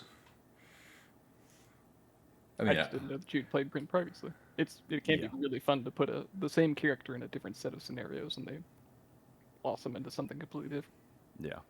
I like that Grint is a sword and board character who wandered into an emotions and sadness campaign. Right. And every second he's like, what the fuck are these idiots doing? It's the best. You know, he plays the everyman. I will say that, Tempest gave Grint credit for cutting down the assassin, but as far as I remember, he did fuck all to help No, Eden. he did. No, he didn't he- take part. he wasn't given credit for participating in the fight. He was given burial, for the yes. burial. Oh, yes. for the burial. Got it. Okay. That is a very important distinction. You're Yeah. right. I like when I saw what was his face, Jack Irontoe in the thing. I thought Tempest was going to be, and he delivered the sweetest fucking drop kick to Jack Irontoe. You should have been there. It was amazing. Like I thought that's where that was going. Got like a John Madden ethereal replay in the background. Right? Did you notice Did you notice who the jurists were? I did. I moused over each one. I loved it. Yeah, Yeah, I did yeah, too. that was That's really super nice good. stuff. Yeah, the succubus juror, I don't think I got that one though. Jurists. They were all jurists. Jurists. Everything is from something. Wasn't the succubus the bartender in the dream where Grint smashed the entire Yes. tavern? That's exactly Oh, right. gotcha. Yep. Okay. She hellish rebuked the wrong person. Yep.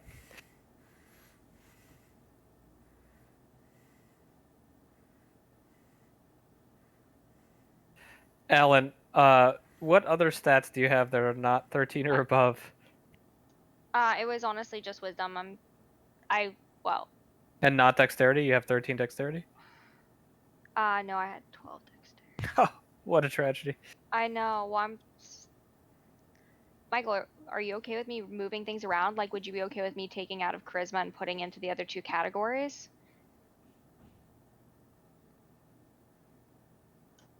Because it's the only thing that makes sense in multi-classing, and like I could keep waiting, which is fine. Like I could go to 6 and then wait till 7, but now is when it makes sense and why. You know what I mean? Like, I don't know. It's up to you, honestly.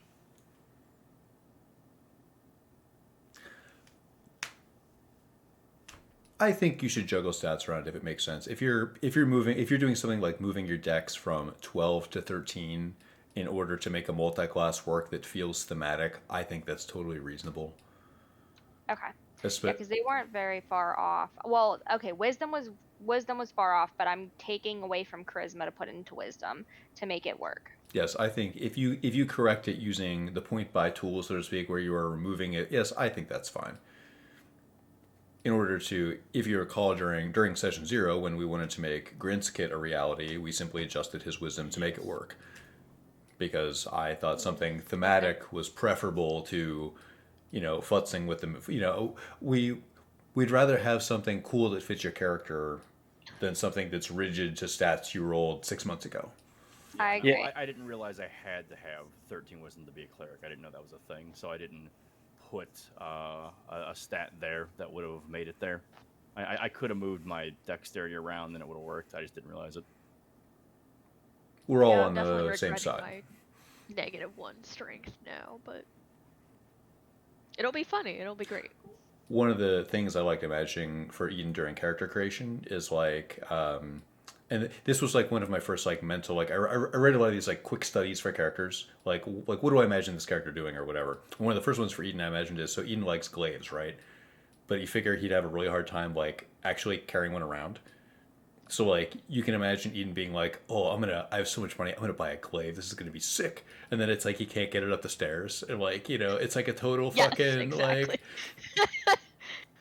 it's like, and that's like I think there are several characters in this campaign that are sort of saddled by their own issues more than anything else, which is great.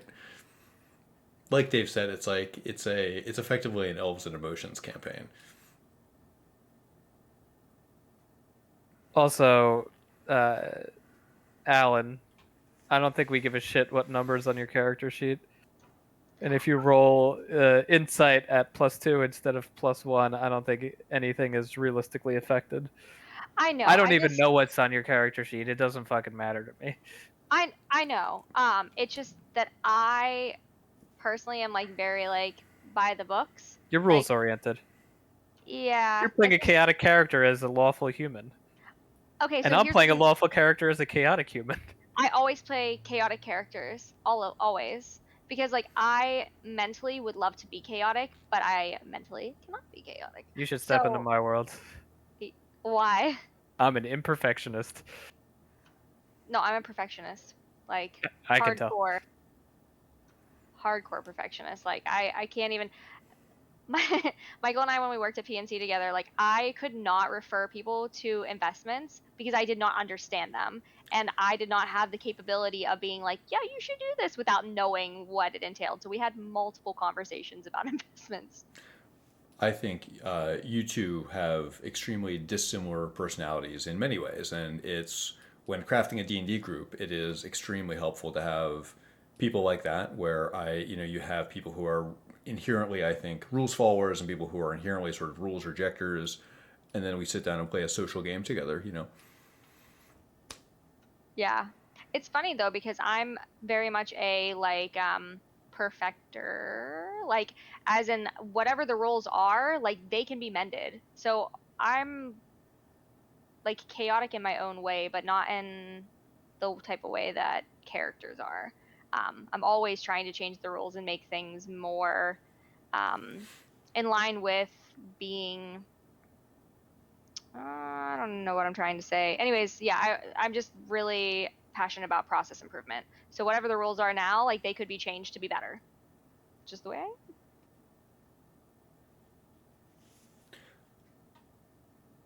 I. I stress a lot over, especially in D&D, like my first pass is never good enough.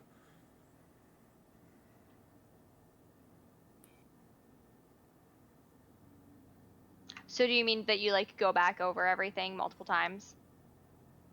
Indeed, yeah, like good. I just feel like I do the same thing. Like the campaign I was talking about earlier, like I've already run it and I didn't like the way it was run, so I'm just going to redo it and just keep doing it or keep thinking about it until it's perfect. And obviously things will change because players do what they want, and that's fine. But you and I have very similar thought processes behind a lot of different things. So Like even with Lauren, I've already repurposed a couple of things, mostly aesthetic, right? Like when I pulled the gloves off and it was supposed to be flayed arms or whatever. Yeah. I decided that out of character at a different point that was going to be the case because I wrote to Mike that it was just supposed to be shackle chain marks, but it felt more appropriate at this point that the story point of what that was supposed to represent to the character had shifted in my mind. One of my favorite storytelling techniques that people employ in campaigns is you bring a character that you just sort of have a skeleton and then you sort of fill in as you go. I think it's extremely powerful, and one of the ways in which I think that matters the most is when you like you're talking about how like different points in Lauren's backstory matter now in ways that you couldn't have told when you wrote it, because now you know how it relates to other people, so you can kind of choose what to focus on. It helps you you sort of have this funnel for your character created by the campaign and the other players. Yeah, exactly, and it gets warped and melded to the things that are around them. Like I said, Lauren would certainly been a much darker character without the specific set of group of people and instances that led up to that. Like the weird stuff that leads up to them being led into seeing this lich or whatever. With that, we got literally brought up to the Underdark or whatever. And I know none of that was in preparation of my character. It's just my character thinks it's in preparation of this, so it's going to trouble them. And I think that's beautiful. That's the most fun part to me. absolutely.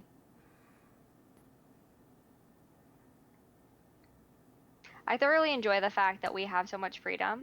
Michael and I talked about that. He's like, "You act like I'm your adversary." Is like, I always thought I had to. So it's really nice to have the creative freedom to really do what we want with our characters without having to, like, have somebody scrutinize every little detail of it. I have no horse in the race of like proving players wrong or whatever, you know what I mean? And I know some people do. You're primarily interested in policing players or feeling like you're running like an orderly game, like something where the rules are consistent and character stories are consistent, and that doesn't matter as much to me. I prefer to insert myself as little as possible in the campaign. I want it to be like, just a world that I'm kind of giving to you, and I try to give people player freedoms in meaningful ways while giving you guardrails in other ways. Like this story, even though it's kind of about fatalism, also had pretty big guardrails to get you where you are right now. There's been a few serendipitous things that have made it easier for me, but because there's some heavy narrative guardrails on both sides of you, that allows it to be a little bit more open with things like how do you approach this situation, like with the Baylor, for example. There are probably 4 or 5 different ways that I thought the party might approach that. Okay. What did you think?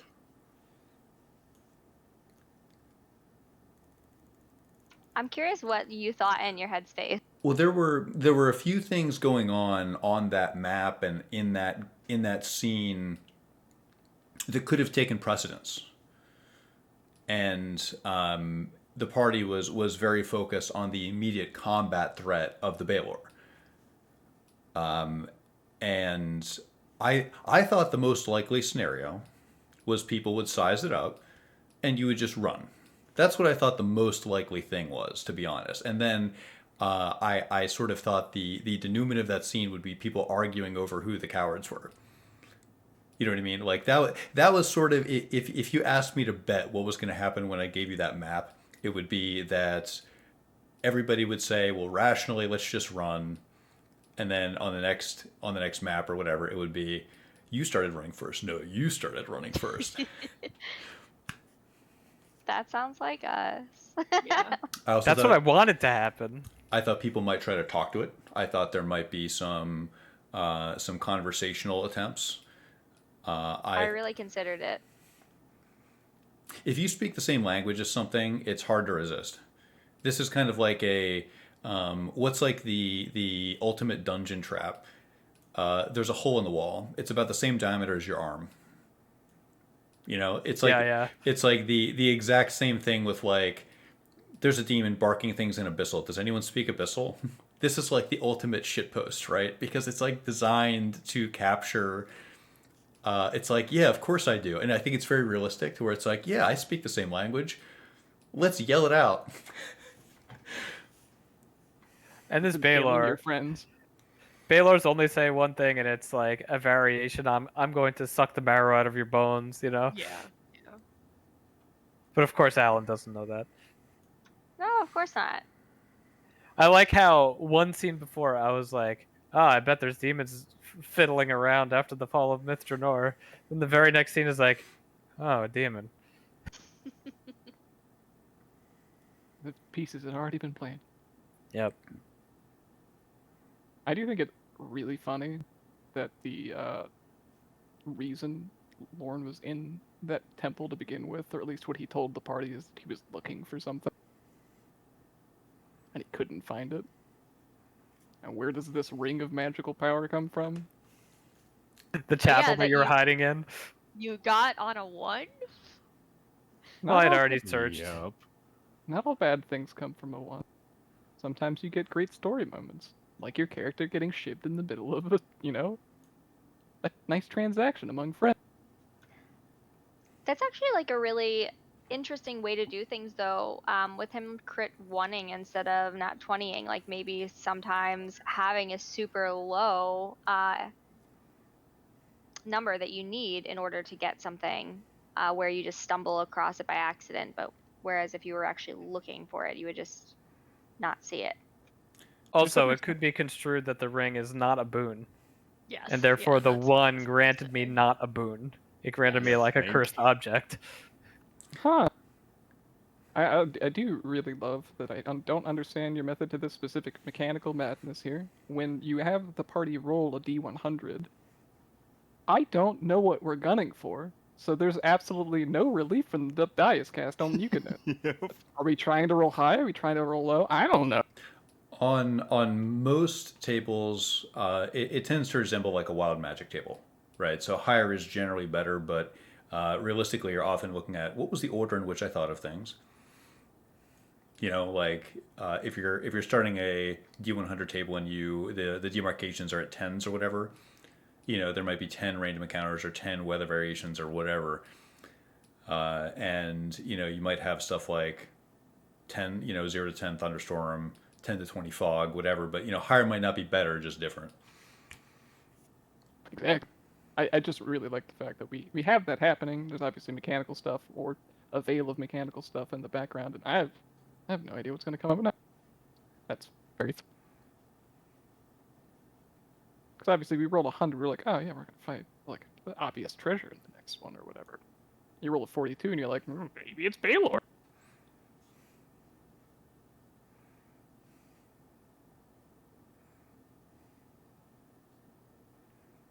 Well, I think I'm prepared to conclude this, so I will see everybody next week. Sans Steph, probably. I'll listen in if it makes sense. Definitely will be listening in for sure, but I also don't get to see my kid that much because he's in school all year, so I want to be able to spend some time with him until we get him back in the summertime. Yeah, totally. Yes, please spend time with your family instead of time with, yes. There is no initiative I could support more than you being offline for a week. And story-wise, Yeah. it makes perfect sense. It'll be easy to work around. So, no big deal. But Yeah, I'm running off to go learn my martial arts as a monk. Just Q star swipe to Grint and Alan just sparring. Yep. Yep. Training montage. Rocky Just turns music in out the I'm really good background. with my hands. I'll see you guys next week. Have a good night. Thank you for the amazing session. Bye, guys. Yeah, it was great. Later, guys. Good night, everybody. Good night, guys. Thanks for coming. Thanks for hanging out.